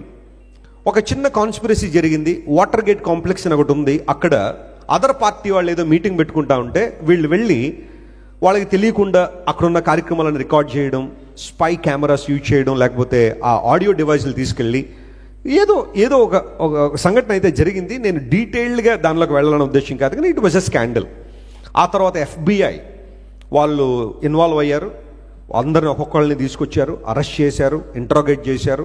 వారి యొక్క ప్రమేయం దానిలో ఉందని తెలుసుకున్నారు. ఫైనల్గా అమెరికా చరిత్రలో ఒక ప్రెసిడెంట్ తన టర్మ్ అవ్వకుండా రెసిగ్నేషన్ చేసిన సందర్భం ఏదైనా ఉంది అంటే అది రిచర్డ్ నిక్సన్ టైంలోనే జరిగింది. మిగతా వాళ్ళందరూ ఫుల్ టర్మ్ పరిపాలన చేశారు. 4 సంవత్సరాలు కదా వారు పరిపాలన చేసేది. 4 ఆ తర్వాత మరలా ఇంకో 4 ప్రజలు ఎన్నుకుంటే 8 సంవత్సరాల కన్నా ఎక్కువ పరిపాలన చేయకూడదు అమెరికాలో. ప్రతి ఒక్కరు కూడా, ప్రతి ప్రెసిడెంట్ కూడా ఫుల్ టర్మ్ వాళ్ళు చేశారు. కొంతమంది అసాసినేట్ చేయబడి మధ్యలో వారి పరిపాలన ఆగిపోయి ఉండొచ్చేమో, కానీ రెసిగ్నేషన్ చేసిన ప్రెసిడెంట్ ఎవరైనా ఉన్నారంటే ఈయన రిచర్డ్ నిక్సన్. ఎందుకోసం ఆయన క్రిందన ఉన్న వాళ్ళు సరిగా పనిచేయలేదు, వాళ్ళు ఏదో ఒక చిన్న స్కాండల్ ఇరుక్కున్నారు. అందును బట్టి ఈ చార్ల్స్ కాల్సన్ అని ఆయన్ని ఇంట్రాగేట్ చేసిన తర్వాత ఆయన ప్రమేయాన్ని గుర్తించి అతను తీసుకెళ్లి జైల్లో పెట్టారు. అలబామా అనే రాష్ట్రంలో ఒక కరెక్షన్ సెంటర్ అంటారు. అమెరికాలో జైల్ని ప్రిజన్స్ని కరెక్షన్ సెంటర్స్ అంటారు. దాన్ని తీసుకెళ్ళి దానిలో పెట్టారు. 7 నెలలు ఉన్నాడు అక్కడ. చాలా సంపన్నమైన కుటుంబం, లగ్జరీ లైఫ్, ప్రతిరోజు ప్రెసిడెంట్లతో కలిసే ఆ మీటింగ్లు, ప్రతిరోజు ఎంతో బిజీగా, ఫ్లైట్లు, చార్టెడ్ ఫ్లైట్స్లో ప్రయాణాలు, హెలికాప్టర్స్లో ప్రయాణాలు. సామాన్యమైన వ్యక్తులు ఎవరు ఆయన చుట్టూ ఉండరు. ప్రతి ఒక్కరు కూడా ఆంటర్ప్రీనర్స్ దగ్గర నుంచి పెద్ద పెద్ద వ్యక్తులు అందరూ అతనిలో ఉంటారు. ఆల్ ఆఫ్ ఎ సడన్ అతను తీసుకెళ్ళి జైల్లో పెట్టారు. 7 నెలలు జైల్లో ఉన్నాడు. అతని మానసిక పరిస్థితి మీరు అర్థం చేసుకోవచ్చు. ఆ సందర్భంలో జైళ్ళల్లో బైబిల్ డిస్ట్రిబ్యూట్ చేస్తారు. మన దేశంలో కొన్ని జైళ్ళల్లో బైబిల్ డిస్ట్రిబ్యూట్ చేయనివ్వట్లేదు. కానీ ప్రపంచంలో కొన్ని జైళ్ళల్లో ఎవరైనా బైబిల్ ఇస్తానంటే వాళ్ళు తీసుకుంటానంటే ఇవ్వండి, పర్వాలేదు, మాకు అభ్యంతరం ఏమీ లేదని ఆ జైలు అధికారులు బైబిల్ ఇప్పిస్తారు. సో చార్ల్స్ కాల్సన్ కూడా జైల్లోకి వెళ్ళి 7 నెలల్లో బైబిల్ చదవడం ప్రారంభించాడు. అతను చేసింది పొరపాటే, తప్పే, ఒక క్రైమ్లో ఇరుక్కున్నాడు, ఒక అఫెన్స్ అతను చేశాడు. అండ్ ఈ started repenting for his sin. అతని పాప విషయంలో పశ్చాత్తాపడ్డాడు, బైబిల్ చదవడం ప్రారంభించాడు. బైబిల్ ఈ 7 నెలల బైబిల్ పఠనం అతని జీవితంలో ఒక ట్రాన్స్ఫర్మేషన్ తీసుకొచ్చింది, ఒక మార్పును తీసుకొచ్చింది. అతని ఆలోచన విధానం మారింది. ప్రభు కోసం జీవిద్దామని నిర్ణయించుకున్నాడు. 7 నెలల తర్వాత బయటకు వచ్చిన తర్వాత మరలా అతను అనుకుంటే, అతను కావాలనుకుంటే మరలా ప్రెసిడెంట్ల దగ్గర పనిచేయచ్చు, అతనికి అంత జ్ఞానం ఉంది. ఆ తర్వాత కాలంలో కూడా చాలామంది రాష్ట్రపతుల దగ్గర పనిచేసే అధికారం అతను ఉన్నప్పటికీ కూడా ఆ జైలు నుంచి బయటకు రాగానే చెప్పిన మాట ఏంటో తెలుసా? ఈ రోజు నుండి నేను నా యేసయ్య పాదసేవ చేస్తాను, ఆయన సేవకుడిగా నేను మారుతాను అని చార్ల్స్ కాల్సన్ ప్రపంచంలో ఒక పరిచర్య ప్రారంభించాడు. దాన్ని ఎప్పుడైనా మీరు ఏమైనా గూగుల్ చేయాలనుకుంటే చేయండి. వెరీ వండర్ఫుల్ మినిస్టర్ ఆయన స్టార్ట్ చేశాడు. దాన్ని ఏమంటారంటే ప్రిజన్ ఫెలోషిప్ అంటారు, పిఎఫ్ అంటారు దాన్ని. ప్రిజన్ ఫెలోషిప్ అనే మినిస్ట్రీని స్టార్ట్ చేశాడు. ఆయన ఫోకస్ అంతా ఏంటంటే జైళ్ళల్లో మ్రొగ్గుతున్న వాళ్ళు, ఖైదీలుగా ఉన్నవారు, ఇన్మేట్స్ ఎవరైతే ఉన్నారో వారందరికీ సువార్త అందాలి, వారందరికీ సత్యం బోధపడాలి. వారు చేసిన పొరపాటే, ఖచ్చితంగా పశ్చాత్తాపడుతున్నారు. ఆ పశ్చాత్తాపం కేవలం జైలు నుండి బయటికి రావడం మాత్రం కొరకు కాదు, ఆ పశ్చాత్తాపం పాప బంధకాల నుంచి బయటికి రావడానికి రావాలి అని నిర్ణయించుకుని ప్రిజన్ ఫెలోషిప్ అనే ఒక ఆ పరిచర్య ప్రారంభించి ప్రపంచవ్యాప్తంగా ఉన్న జైళ్ళల్లో ఉన్న అనేక మంది ఖైదీలు దేవుని సువార్త ప్రకటిస్తే, I'm telling you for the glory of God, prison fellowship ద్వారా కొన్ని 100 మంది ఖైదీలు బయటకు వచ్చిన తర్వాత ఈరోజు అద్భుతమైన సేవకులుగా దేవుని సేవ చేస్తున్నారు. దేవుని సేవలో వారు వారబడుతున్నారు. ఒకప్పుడు వారు నేరస్తులే, ఒకప్పుడు వారు సమాజానికి హానికరులే, ఒకప్పుడు దోషకులే, ఒకప్పుడు హానికరులే. కానీ యేసు క్రీస్తు ప్రభు వారిని తాకిన తర్వాత ఆ జైళ్ళలోంచి వారి సువార్త విని దేవుని వాక్యాన్ని అంగీకరించి జైల్లోంచి బయటకు వచ్చిన తర్వాత సక్రమమైన జీవితాలు జీవిస్తూ అనేక మందికి మాదిరిగా, మార్గదర్శకంగా జీవిస్తున్నారు. ఒక్క వ్యక్తికి వచ్చిన ఆలోచన 7 నెలల తన జైలు జీవితం ఒక అద్భుతమైన పరిచర్యకు పునాది వేసింది. అతను మారాడు, అనేక మందిని సంస్కరించాడు. ప్రపంచంలో ప్రిజన్ ఫెలోషిప్ అనేక రాష్ట్రాల్లో, అనేక దేశాల్లో విస్తరించి జైళ్ళల్లో దేవుని సువార్త ప్రకటిస్తూ ఉంటారు. ఎందుకు మాట చెబుతున్నాను తెలుసా? యేసయ్య చేర్చుకుంటే ఆ చేర్చుకునే జీవితం చాలా ధన్యకరంగా ఉంటుంది. హల్లెలూయా. ఆయన చేర్చుకున్న జీవితం, ఆయన చేర్చుకున్న జీవితం ధన్యవంతమైంది. అందును బట్టి రాజు తన అంతఃపురంలో నన్ను ఏం చేశాడు చెప్పండి? చేర్చుకున్నాడు. సో మొట్టమొదటి మాట మనం విన్నాం కదా, అంతఃపురంలో చేర్చుకొనబడుట. రెండో మాట ఏమని చెప్పాను చెప్పండి? అంతఃపురంలో హెచ్చింబట్ట. Any guess? ఆ మాట నేను చెప్పినప్పుడు ఎవరైనా ఒక చిన్న గెస్ ఎవరైనా చేయగలరా? ఒక క్లూ ఇస్తాను మీకు. బైబిల్లో 2 స్త్రీల పేరు మీద 2 గ్రంథాలు ఉన్నాయి. అందులో ఒక ఆమె పేరు రూతు, రెండో ఆమె పేరు ఎస్తేర్. ఎస్తేర్ యొక్క హిబ్రూ నేమ్ ఏంటి చెప్పండి? హదస్సా. Very nice. మన చర్చిలో చాలా మంది మంచి బైబిల్ చదివే వాళ్ళు ఉన్నారు. ప్రభుత్వతో మంచి క్విజ్ ప్రోగ్రామ్ కూడా పెడదాం అనుకున్నాను వెరీ సూన్. ఇలా బైబిల్ చదివే వాళ్ళందరూ యూజువల్గా సెల్ గ్రూప్స్ ఉన్నాయి కదా, ఒక్కొక్క సెల్ గ్రూప్ని ఒక్కొక్క టీం చేసి ఓ మంచి క్విజ్ కార్యక్రమం పెట్టాలని ఒక ఆలోచన నాకుంది. ఎందుకంటే నేను బైబిల్ని చాలా ప్రేమిస్తాను, అలా బైబిల్ చదివే వాళ్ళని నాకు చాలా ఇష్టం. హదస్సా అనబడే ఆమె అంతఃపురంలో ఉంచబడిందని బైబిల్లో రాయబడింది. దానికి నేను పెట్టిన పేరేంటో తెలుసా? ఎస్తేరు హెచ్చింపబడిన అంతఃపురం. Praise the lord. ఎస్తేరు గ్రంథం 2వ అధ్యాయం 9వ వచనం చదువుతాం. The book of Esther chapter 2 and verse 9. దానిలో రాయబడిన మాట ఇలా ఉంది. ఆ చిన్నది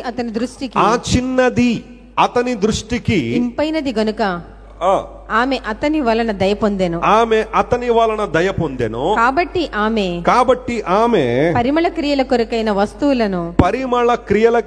వస్తువులను ఆమెకు కావలసిన భోజన పదార్థములను ఆమెకు కావలసిన ఆహార పదార్థాలు రాజు ఇంటిలో నుండి రాజుగారి ఇంట్లో నుండట ఆమెకు ఇయ్యదగిన 7 ఆడపిల్లలను అది 7 సహాయకురాళ్ళని ఇచ్చారట. వాళ్ళందరూ ఎక్కడ పెరిగారట? రాజు ఇంట్లో పెరిగారంట వాళ్ళు. వాళ్ళందరూ కూడా ఎస్తేరుకు సహకారులకు అందించబడ్డారు. 7 వచ్చారు. అతడు ఆమెకు త్వరగా ఏర్పరిచి అతడు ఆమెకు ఏర్పరిచి ఆమెను ఆమె చెలికత్తెలను అంతఃపురములలో చెప్పండి ఎక్కడ ఉంచాడట? అంతఃపురములో అతి శ్రేష్టమైన స్థలమందుంచెను. స్తోత్రం చెప్పండి. హల్లెలూయా. ఎస్తేరు దేవుని బిడ్డ గనుక, దేవుని ప్రేమించింది గనుక ఆమెను దేవుడు ఎక్కడ ఉంచాడట? అతి శ్రేష్టమైన స్థలములో ఉంచాడని బైబిల్లో రాయబడి. ఎస్తేరు గ్రంథం ప్రియులారా చాలా చారిత్రాత్మక గ్రంథం.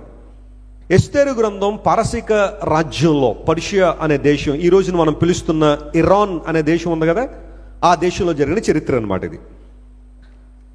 ఎప్పుడైతే దేవుని ప్రజలు చెరకొని పోయారో ఆ చెరలో కొంతమంది ఈ ఇరాన్ అనే దేశానికి తీసుకుపోబడ్డారు. అందులో మొర్దెకై ఉన్నాడు. మొర్దెకై యొక్క పినతండ్రి కూతురు ఎవరు? ఎస్తేరు గారు. పినతండ్రి కూతురు అంటే ఏమవుద్ది అమ్మా? చెప్పండి, అటు ఉన్న వాళ్ళు చెప్పండి. మాకేం కాదన్నట్టుగా కూర్చున్నారు అక్కడ. పినతండ్రి కూతురు ఏమవుద్దమ్మా? చెల్లెలు అవుద్ది కదా. అయితే ఎస్తేరుకి తల్లిదండ్రులు లేరు, అంటే చనిపోయారు వారు. అప్పుడు మొర్దెకై ఏం చేశారంటే తన సిస్టర్ని తన కూతురుగా అడాప్ట్ చేసుకున్నాడు. ఈ రోజున నీ బాధ్యత నేను తీసుకుంటాను ఎస్తేరు, నేను ఉన్నాను నీకు అని మొర్దెకై తండ్రి బాధ్యతను తీసుకుని ఆమెను కుమార్తెగా యాక్సెప్ట్ చేశాడు. ఇప్పుడు ఎస్తేరు మొర్దెకైకి చెల్లా కూతురు అంటే 2 కరెక్టే. ఒకప్పుడు చెల్లి, ఆ తర్వాత కూతురుగా అడాప్ట్ చేసుకున్నాడు. ఆమెను అన్ని చూసుకున్నాడు. ఈ లోపల ఒక సంఘటన మనకు తెలుసు. అహష్వేరోషు రాజుగారు, ఆయనకున్న మొదటి భార్య వస్తీ కొంచెం స్టిఫ్ నెక్డ్ ఈగో క్యాండిడేట్, బాగా ఈగో ఎక్కువ ఉంటుంది ఆమెకి. రాజుగారు ఎందుకో రమ్మనడం రానంది. అది పాజిటివ్గా ప్రజెంట్ చేసేవాళ్ళు కొంతమంది ఉన్నారు, నెగిటివ్గా ప్రజెంట్ చేసేవాళ్ళు చాలామంది ఉన్నారు. సరే, అది నేను టచ్ చేయాలని కాదు. కానీ రాజుగారి ప్రక్కన రాణిగారి ప్లేస్ ఖాళీగా ఉంది. ఇప్పుడు దాన్ని నింపాలా. ఇప్పుడు ఏం చేశారంటే మన రాజ్యంలో ఎవరైతే రూపానికి అందంగా ఉన్న యవనస్తులు ఉంటారో వారందరిని పిలుద్దాం. 12 నెలలు టెస్టింగ్ టైం. చెప్పండి ఎన్ని నెలల్లో? ఎందుకు 12 నెలల్లో? ఇది నా అభిప్రాయం కాదు, కొంతమంది బైబిల్ పండితుల అభిప్రాయం ఏంటంటే రాజుగారు ప్రక్కన నిలబడాలంటే ఆమె కన్యక అయి ఉండాలి. చెప్పండి ఏమై ఉండాలి? కన్యక అయి ఉండాలి. మరి కన్యకో కాదో తెలియాలంటే 12 నెలలు వేచి ఉండాలి. ఒకవేళ ఆమె ప్రెగ్నెంట్ కనుక అయితే 9 నెలల్లో బిడ్డ పుట్టేస్తాడు కదా. అందరూ బట్టి అలాంటివి ఏమైనా ఉంటే బయటపడతాయన్న ఆలోచనలో 12 నెలల వెయిటింగ్ టైం ఉండేదన్నమాట. జోసిఫస్ అనబడే ఒక చరిత్రకారుడు ఏమన్నాడంటే ఆ రోజున అహష్వేరోషు గారు ఆహ్వానం ఇస్తానట 400 మంది కన్యకలు వచ్చారట. 400 అంటే కాంపిటీషన్ చాలా ఎక్కువ ఉంది. ఇప్పుడు 400 మందిలో ఎంతమంది సెలెక్ట్ చేసుకోవాలి రాజుగారు? ఒక్క ఆమెనే. మిగతా వాళ్ళ పరిస్థితి ఏంటో తెలుసా? వారు రాజుగారి అంతఃపురంలోనే ఉండాలి, కానీ రాజుగారు ఎవరిని వాళ్ళ దగ్గర రానివ్వరు. Life long they should be dedicated the king. అంటే ఇది ఎలా ఉందంటే ఈ పోటీ చేసుకుంటే రాణిగారు, లేకపోతే జీవితకాలం అంతా అలాగే ఉండిపోవాలన్నమాట. బట్ స్టిల్ 400 మంది ధైర్యం చేసి వచ్చారు. వారి కాన్ఫిడెన్స్ చాలా బాగుంది.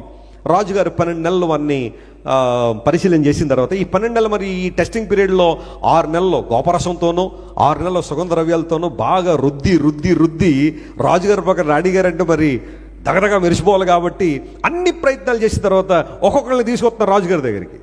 రాజుగారు అందరినీ చూస్తున్నారు. అబ్బే లేదా ప్రక్కన తీసుకెళ్ళిపోండి అంటే వాళ్ళు అక్కడి నుంచి మళ్ళీ ఇంకో సైడ్ నుంచి తీసుకెళ్ళిపోయారు. ఆఖరికి ఎస్తేరు రాగానే ఆ మీద రాజుగారికి ఏం పుట్టేసిందంట? దయ పుట్టేసిందట. ఎస్తేరు తల్లిదండ్రులు లేదు, ఆమె ఒక అనాథ బిడ్డ. పైగా ఆ రాజ్యానికి సంబంధించిందంటే ఆ రాజ్య సంబంధికురాలు కూడా కాదు.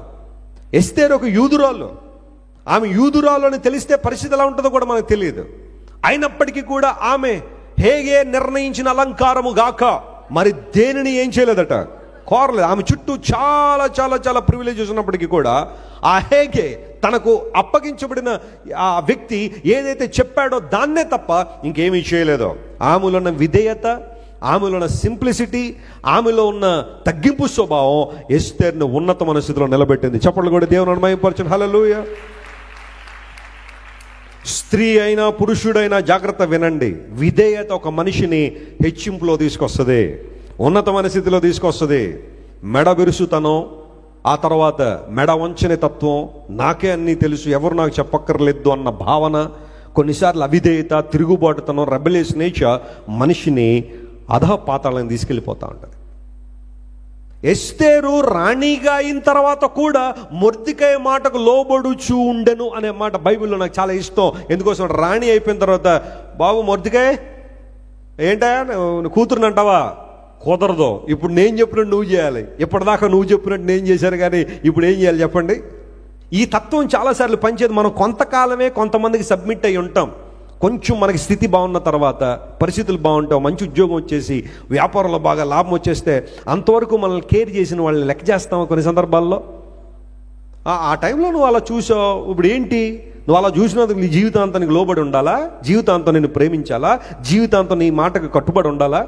ఆ ఫేజ్ అంతే, ఆ టైం అయిపోయింది, ఇప్పుడు టైం నాది అంటారు చాలామంది. కానీ ఇస్తారు అలా అనలా.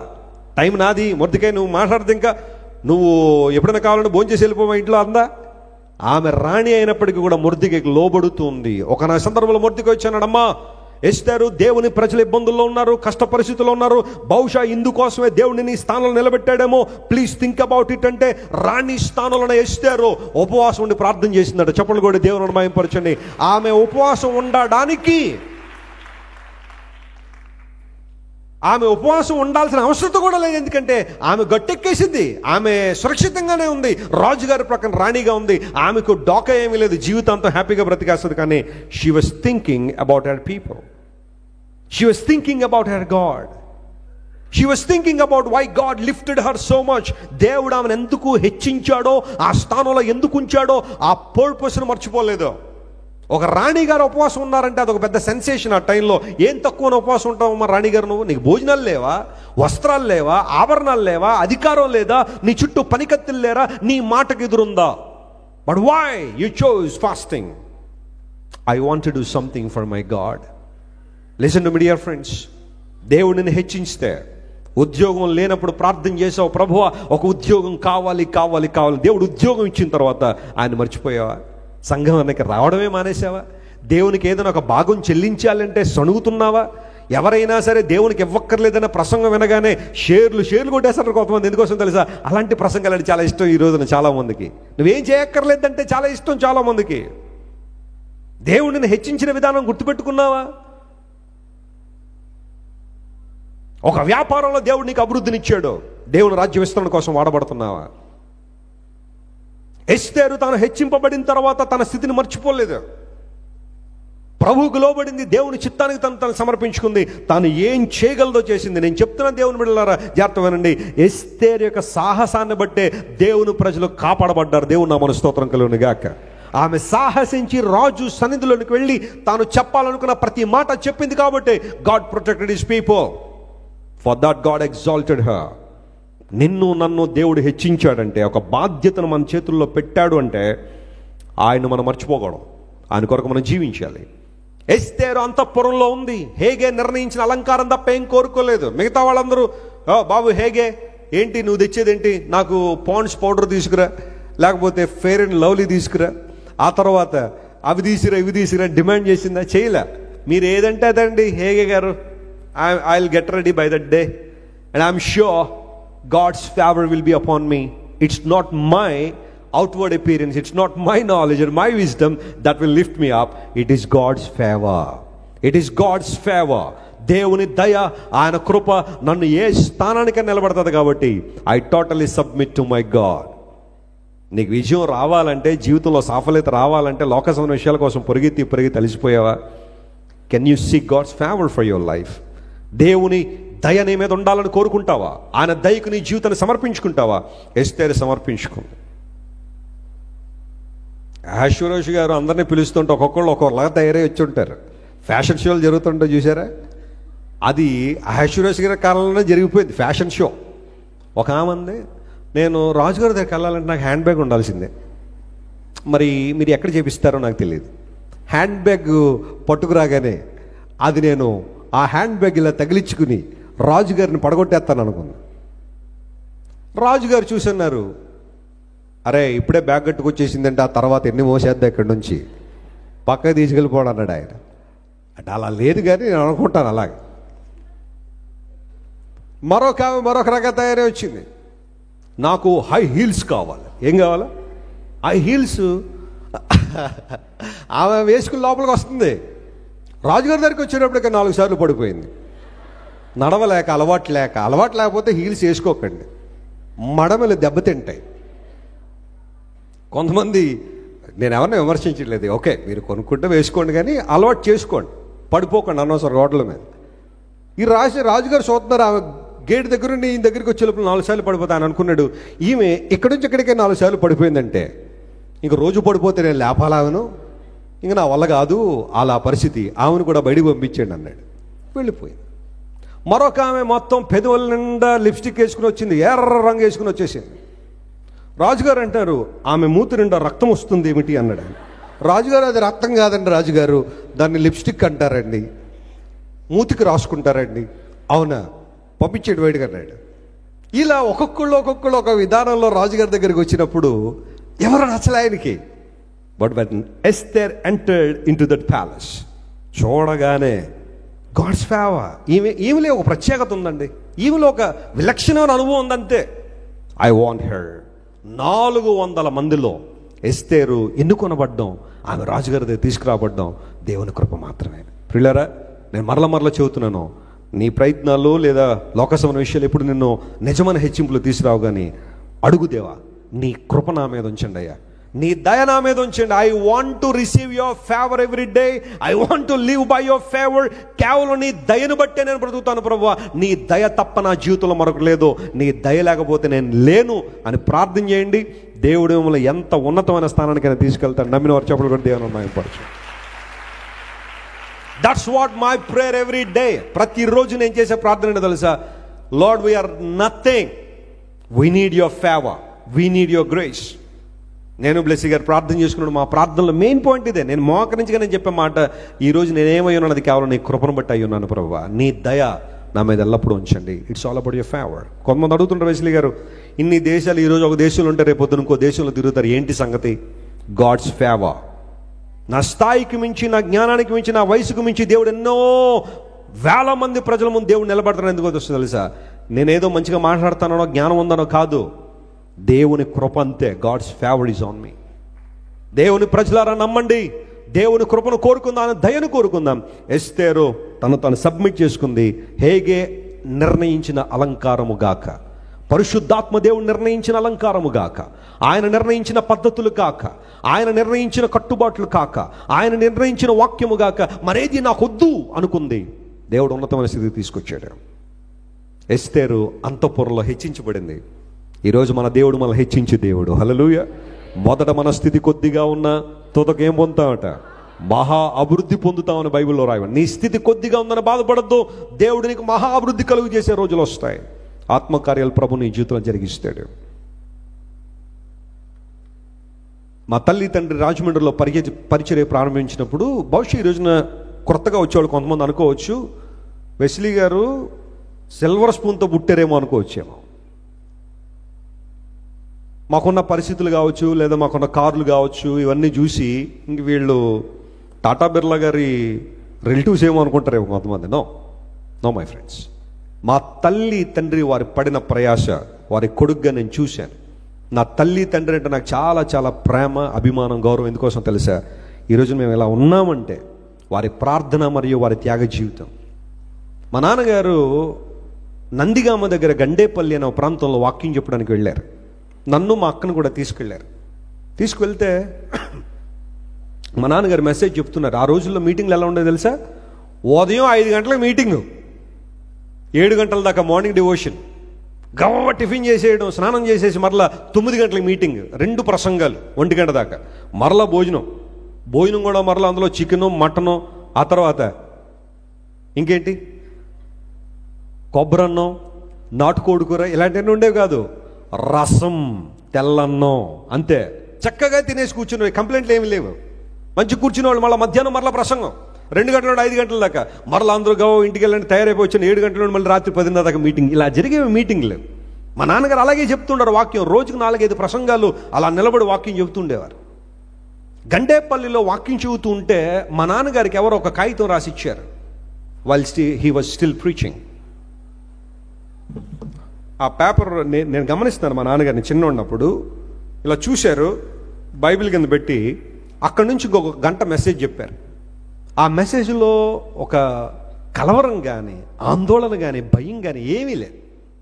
దేవుని అధికారంతో, పరిశుద్ధాత్మ దేవుని శక్తితో దేవుని వాక్యం అందించిన తర్వాత అప్పుడు నేను మా అక్క వెళ్ళి, డాడీ మీకు ఎవరో పేపర్ రాసి ఇచ్చారు. ఏంటి ఆ పేపర్ అంటే, ఆ పేపర్ ఇలా ఇస్తే దానిలో ఏమో తెలుసా, పాస్టర్ గారు మీ ఇల్లు కాలిపోయిందని ఉంది దానిలో. మాకు అప్పుడు గడ్డిల్లు ఉండేది, స్ట్రా. ఇక్కడ తొర్రేడు అనే ప్రాంతంలో గడ్డి అమ్మేవారు. దాన్ని తీసుకొచ్చి గడ్డిల్లు వేసుకుంటే ఆ ఫైర్ వచ్చి మా ఇల్లు కాలిపోయింది. ఆ వర్తమానం మా నాన్నగారికి ఎవరో ఒక పేపర్ మీద రాసి ఇచ్చి ఆయన పెట్టారు.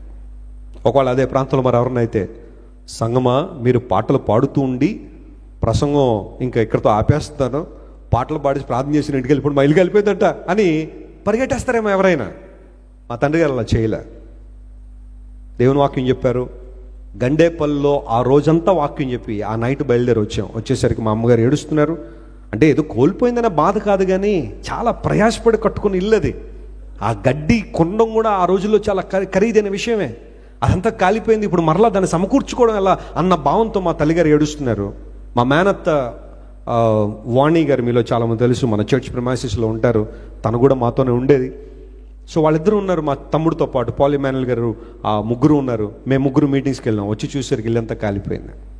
ఒకటే ప్రార్థన, ప్రభువా నీ సేవలో మేము బిజీగా ఉన్నాం, నీ పరిచర్యలో ఉన్నాం, జరిగిన నష్టం ఏదో దాని గురించి మేము బాధపడలేదు, కానీ మమ్మల్ని నిలబెట్టే దేవుడు, మమ్మల్ని స్థిరపరిచే దేవుడు, మమ్మల్ని వాడుకునే దేవుడు, మమ్మల్ని ప్రభువా నీ మహిమ కొరకు నిలబెట్టే దేవుడు అని మా నాన్నగారు అక్కడే నిలబడి 2 చేతులు ఎత్తి ప్రార్థన చేశారు.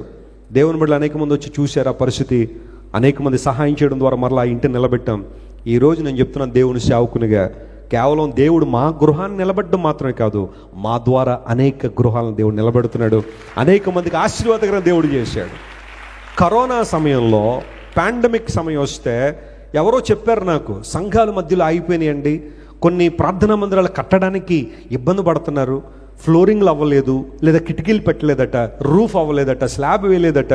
అలా సుమారుగా ఒక 30 సంఘాలు మాకు తెలిసి ఆ పాండమిక్ సమయంలో నాకు ఆ వార్త రాగానే ఒకరోజు ప్రార్థన చేస్తున్నాను, ప్రభు what can I do for them, నేను వారి కొరకు ఏం చేయగలనంటే దేవుడు అన్నాడు, ఎంత ఇబ్బంది అయినా ఆ సంఘాలని లేదా ఆ మందిరాల నిర్మాణాలు పూర్తి చేయాలి. వారు మనతో కలిసి పనిచేసేవారు కాదు, వారి డినామినేషన్లు కొంతమంది వేరుగా ఉన్నాయి, but still I wanted to do it. పాండమిక్లో అందరూ ఎంత విలువల్లాడిపోయారో మనకు తెలుసు. మనకు కూడా చాలా ఖర్చులు ఉన్నాయి. ఆ సమయంలో ఎంతోమంది దైవజనులకు సహకరించాం. సుమారుగా 6,000 మంది దేవుని సేవకులకు ఆర్థిక సహకారం చేయగలిగాం ఆ సమయంలో. మన సంఘం ద్వారా కోట్లాది రూపాయలు ఖర్చు పెట్టాం. బట్ స్టిల్ మరలా ఈ బాధ్యత వస్తే, ప్రభు నా వల్ల అవుతుందా? ఈ మందిరాలు సుమారుగా 30 మందిరాలు మరలా పునర్నిర్మాణం చేయడం అంటే అవుతుందా? పోనీ వారు మనతో కలిసి పనిచేస్తున్నారా? రేపొద్దున మనతో కలిసి ఉంటామని ఎవరు వాగ్దానం కూడా చేయలేదు. అలాంటి వారికి సహాయం చేయాలా? దేవుడు అన్న do it. Think about my Kingdom rather than your Kingdom. 30 సంఘాల మధ్యలో నిర్మాణాలు ఆగిపోతే దేవుని కృపను బట్టి కొన్ని లక్షల రూపాయలు ఖర్చు పెట్టి వాటిని నిలబెట్టగలిగాం. దేవుని నామమున స్తోత్రం. ఇది కేవలం దేవుని మహిమార్థం చెప్తున్నాను నేను, నా గొప్పతనం కోసం కాదు. మన గురించి ఆలోచన చేసుకున్నంటే ఆ 40-50 లక్షల రూపాయలు దేనికో దానికో వాడే ఉండేవాళ్ళం. కానీ దేవుడు ఇచ్చిన తలంపును బట్టి లెట్స్ డూ ఇట్. ఇల్లు కాలిపోతే తిరిగి ఎలా కట్టుకోవాలని ఆలోచన చేసిన మమ్మల్ని దేవుడి రోజున అనేక మంది జీవితాలు నిలబెట్టే స్థాయిలో నిలబెట్టాడు. అసాధ్యం ఏదైనా ఉందా? దేవుడు చేయలేని పని అంటూ ఏదైనా ఉందా? As long as you surrender your self to God, God will exalt you. నిన్ను హెచ్చించే దేవుడు, బలపరిచే దేవుడు ఆయన. స్తోత్రం చెప్పండి. హల్లెలూయా. చివరిగా ఒక మాట నేను చెప్పిన ముగిస్తాను, సమయం అయిపోయింది. చివరి మాట ఏమని చెప్పండి. దాచబడిన అంతఃపురం. యెషయా గ్రంథం 26వ అధ్యాయం 21వ వచనం తీయండి. ఈ ఒక్క మాట చెప్పి నేను ముగించేస్తాను, టైం అయిపోయింది. The book of Isaiah chapter 26 and 21. నీవు వెళ్ళి నీ అంతఃపురములో ప్రవేశించుము, నీవు వెళ్ళి నీ తలుపులు వేసుకో, ఉగ్రత తీరిపో వరకు కొంచెము సేపు దాగియుండు. స్తోత్రం చెప్పండి. హల్లెలూయా. ఈ అంతఃపురం యొక్క అనుభవం ఏంటో తెలుసా? దాచబడిన. ఈ అంతఃపురంలో మనం ఏం చేయబడుతున్నామట? దాచబడుతున్నాం. జాగ్రత్త నమ్మండి, యెహోవా నామము బలమైన దుర్గము, నీతిమంతుడు అందులోనికి పరుగెత్తి ఎలా ఉంటాడో సురక్షితంగా ఉంటాడు. The name of the Lord is strong tower, the righteous will run into it and be safe. దేవుని ప్రజలు యేసుక్రీస్తు ప్రభు అనే అంతఃపురంలో, ఆయన ప్రాకారంలో వారు ఎప్పుడూ సురక్షితంగానే ఉన్నారు. దేవుని నామమున స్తోత్రం కలుగును గాక. పాపం మనిషిని అన్ని విధాలుగా ఛిద్రం చేసింది. పాపం వల్ల వచ్చి జీతం ఏమన్నాడు? మరణం అన్నాడు. ఉగ్రతను మానవుడు సమకూర్చుకున్నాడు పాపాన్ని బట్టి. కానీ యేసు ప్రభు ఈ లోకానికి వచ్చి మనందరి కోసం సిలువలో మరణించి తన ప్రాణాన్ని మన కోసం అర్పించి ఆయన సిలువలో ఉగ్రతను భరించి మనందరినీ కూడా ఆయన రెక్కల కింద భద్రపరచాలనే యేసు ప్రభు తన చేతులు చాపి మనల్ని ఎందుకు పిలుస్తారంటే ఆ చేతుల క్రింద నివసించే ప్రతి ఒక్కడు ఉగ్రతను విడుదల పొందాలని దేవునికి ఆలోచన. వెళ్ళు, నీ అంతఃపురంలో తలుపేసుకుని కూర్చో, నీ అంతఃపురంలో దాగి ఉండు. ఉగ్రత తీరిపోయేంత వరకు, ఉగ్రత రాబోతుంది ఈ ప్రపంచం మీదకి, ఆ ఉగ్రతలో నువ్వు దాచబడాలని దేవునికి ఆలోచన. హల్లెలూయా. ప్రకటన గ్రంథ వివరణ నేను ఇచ్చినప్పుడు చాలామంది ప్రకటన గ్రంథ ధ్యానాలు చూశారు. ఆ ధ్యానాల వివరణలో చెప్పాను, దేవుని ప్రజలు శ్రమ కాలములో దాచబడతారని, దేవుడు వారిని దాచి ఉంచుతాడనే శ్రేష్టమైన సందేశాన్ని మీకు ఇచ్చాను కదా. ఉగ్రత తీరిపో వరకు దాగియుండు. ఈ మాట ఆ ఎస్కటాలజీ కూడా కనెక్ట్ అయిన మాట ఇది. యేసయ్యను అంగీకరించిన వారి మీద ఉగ్రత లేదు. చప్పట్లు కొట్టి దేవుని మహిమపరచు. హల్లెలూయా. అపోస్తలుడైన పౌలు అంటాడు, యేసుక్రీస్తు ప్రభు ద్వారా మనందరం ఎందుకు నియమించబడ్డామంటే రక్షణ పొందుటకే గాని, చెప్పండి, రక్షణ పొందుటకే గాని ఉగ్రత కొరకు మనం ఏం చేయబడలేదట, నియమించబడలేదన్నాడు. తెస్సలోనికీయులకు రాసిన మొదటి పత్రిక 5వ అధ్యాయం 9వ వచనంలో ఆ మాట మనం చూస్తాం. God appointed us to be saved, not for God's wrath అనే మాట. అఫ్ కోర్స్ పాపంలో నిలిచి ఉండే ప్రతి వ్యక్తి దేవుని ఉగ్రతకు బలైపోవాలి. కానీ యేసుక్రీస్తు ప్రభు అనే ప్రాకారంలోకి రాబడితే వారు ఏం చేయబడుతున్నారు చెప్పండి? కాపాడబడుతున్నారు, భద్రపరచబడుతున్నారు. యేసయ్య లోకానికి ఎందుకు వచ్చారంటే మన పాపములు క్షమించి మనందరినీ విడుదల చేయడానికి యేసు ప్రభు ఈ లోకానికి వచ్చారు. దైవజనుడు మాసిలమణి గారు చాలా అద్భుతమైన పాటలు రాశారు. ఆయన సాహిత్యం నాకు చాలా ఇష్టం. క్రైస్తవ ప్రపంచంలో మాసిలమణి గారు రాసిన పాటల సాహిత్యం చాలా బాగుంటుంది. ఆయన అద్భుతమైన పాటలు రాస్తూ ఏమంటాడంటే, యేసుక్రీస్తు ప్రభు ఈ లోకానికి వచ్చి చేసిన గొప్ప పనులో పని ఏంటో తెలుసా? పాపికి పాపానికి భేదాన్ని చూపించాడు అంటాడు ఆయన. చెప్పండి, యేసు ప్రభు చేసిన పని ఏంటి చెప్పండి? పాపికి పాపానికి భేదం చూపించాడు. యేసు ప్రభు ఈ లోకానికి వచ్చింది పాపిని ద్వేషించడానికి కాదు, పాపాన్ని ద్వేషించడానికి. మరలా చెప్తున్నాను, యేసు ప్రభు ఈ లోకానికి వచ్చింది పాపిని శిక్షించడానికి కాదు, పాపంలో ఉన్న పాపాన్ని క్షమించడానికి, ఆ పాపాన్ని తీసేయడానికి వచ్చాడు ఆయన. అందును బట్టే పాపులను రక్షించుటకు యేసు ప్రభు ఏం చేశారట? ఈ లోకానికి వచ్చారనే మాట నమ్మదగినది అన్నాడు. దుష్ట శిక్షణ శిష్ట రక్షణ అన్నారు కొంతమంది. దుష్టులను చంపేస్తాం, మంచోళ్ళని కాపాడుతామని. అదే దేవుని ఉద్దేశం అయితే, అదే దేవుని సిద్ధాంతం అయితే ఈ భూమి మీద ఎవడు బ్రతకూడదు, బ్రతకడు కూడా. ఎందుకోసం? మంచోళ్ళు ఎవరు లేరు, నీతిమంతుడు లేడు, ఒకడు లేడు. అందరూ పాపం చేసి దేవుడు అనుగ్రహించి మహిమను పొందలేకపోతున్నారు. మనందరం స్వభావ సిద్ధముగా దైవోగ్రతకు పాత్రులమై ఉన్నామన్నాడు పౌలు మహాశయుడు ఎఫెసీయులకు రాస్తూ. ఆ రెఫరెన్స్లను చూపించిన సమయం లేదు. యేసు ప్రభు పాపికి పాపానికి భేదాన్ని చూపించి పాపిని రక్షించడానికి సిలువను కోరుకున్న దేవుడు ఆయన. నీ కొరకు శ్రమపడిన దేవుడు, నీ ఉగ్రతలో పాలిభాగస్తులుగా ఉండకూడదని నీకోసం ఆ భారాన్ని భరించిన దేవుడు, కొట్టబడిన దేవుడు, మన అతిక్రమ క్రియలను బట్టి గాయపరచబడి స్వరూపమైన సొగసైన లేకుండా సిలువలో వేలాడిన దేవుడు. నీవు నేను ఉగ్రతలో దాగి ఉండాలనే, దాచబడాలనే తన అంతఃపురాన్ని సిద్ధం చేసిన దేవుడు. వెళ్ళి తలుపులు వేసుకుని కూర్చో లోపల. క్రీస్తు ప్రభులో ఉండు, ఆయనలో కొనసాగు, ఆయనలో జీవించు. ఆయనే నీ జీవితం, ఆయనే నీ బ్రతుకు, సమస్తం ఆయనగా నువ్వు బ్రతకగలిగితే ఉగ్రత రోజు నువ్వేం చేయబడతావట? దాచబడతావు. భూమి మీదకి 7 ఏళ్ల శ్రమ రాబోతా ఉంది. యేసుక్రీస్తు ప్రభు త్వరగా రాబోతున్న రోజుల్లో మనం ఉన్నాం. ఆ భయంకరమైన ఉగ్రతను తప్పించుకోవాలంటే క్రీస్తు ప్రభు తప్ప మరొక మార్గం మన ముందు లేదు. ఎందుకు అంటారేమో, ఆయన ఒక్కడే తన ప్రాణాన్ని మన కోసం అర్పించాడు గనుక ఆయనే మార్గమై ఉన్నాడు. ఈ అంతఃపురం ఎలాంటిదంటే దాచి, మనల్ని అంతఃపురంలో మనం ఏం చేయబడుతున్నాం చెప్పండి? దాచబడతాం. We have eternal security with Jesus. ప్రభు అన్నాడు, నా చేతుల్లోంచి ఏ ఒక్కరు మిమ్మల్ని ఏం చేయలేరు, అపహరింపనేరరు. ఎందుకోసం అంటే నేను వారికి ఏ జీవాన్ని ఇస్తున్నాను? నిత్య జీవాన్ని ఇస్తున్నాను. Since I'm giving eternal life to my sheep, no one will snatch them out of my hands. నా చేతుల్లోంచి ఏ ఒక్కరు అపహరింపనేరరు. You are secured in the hands of God. యేసుక్రీస్తు ప్రభుని అంతఃపురంలో దాగి ఉండు. ప్రభు నేను దీవిస్తాడు, ఉన్నతమైన ఆశీర్వాదాలు ఇస్తాడు. చెప్పండి, 3 అంతఃపురాలు. మొట్టమొదటిది మర్చిపోయారు అప్పుడే, చేర్చుకొనబడిన అంతఃపురం. రెండవది అంతఃపురంలో హెచ్చింపబడుట. ఓకే, మూడవది అంతఃపురంలో దాచబడుట. ఈ 3 గుర్తుపెట్టుకోండి. దేవుడు మళ్ళీ దీవించిన గాక ఈ వాక్యం ద్వారా మీరు ప్రభావితం చెందాలని ఆశిస్తున్నాను. కళ్ళు మూసుకొని దేవుని సన్నిధిలో ప్రార్థన చేద్దాం. అందరూ కళ్ళు మూసుకొని ఒక చిన్న ప్రార్థన చేసిన తర్వాత మన ముగింపులోకి వస్తూ ఉన్నాం. This is the time to look an to God. దేవా, 3 అంతఃపురాలు మా ముందుకు తీసుకొచ్చావు. రాజు తన అంతఃపురములోనికి నన్ను చేర్చుకున్నాడని బైబిల్లో రాయబడింది. Yes, Jesus welcomed us and he valued us and he respected us. మనల్ని గౌరవించిన దేవుడు, మనల్ని ఆహ్వానించిన దేవుడు, తన రాజ్యంలోనికి మనల్ని చేర్చుకున్న దేవుడు, సకల భాషల్లో నుండి అనేక ప్రాంతాల నుండి మనుషులను తన కోసం సంపాదించిన దేవుడు.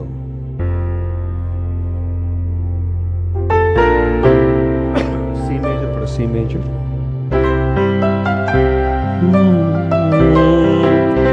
పాపము దాగిన నా బావి లోతును ఎరిగిన వారెవరు, పోరాట వాటికయో బ్రతుకును ఎరిగిన వారెవరు, పాపికి నీ పాపమునకును భేదము చూపిన వారెవరు, పాపిని కాపాడుటకు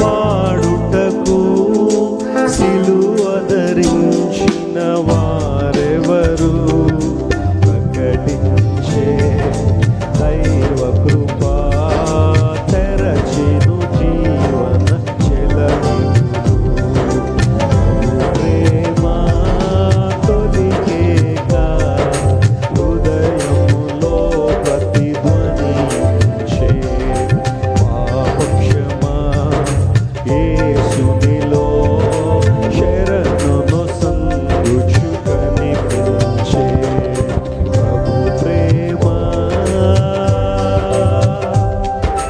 జాతిని చూడని నేత్రముతో, పాపము శోకని హృదయముతో, జాలిని చాటించుచునే తాకెను నామది వేదనతో, జాప్యము చేయక తెమ్మనియే దాచుకుని నా పాపమును, జడియచునే తెలిపితిని ప్రభు ఎరిగిన నా నిజ స్థితిని, జయముందే నా తను సరిగా నుడితివను ప్రభు తెలుపా, ప్రభు ప్రేమ తొలికేక హృదయములో ప్రతిధ్వనించే, పాపక్షమా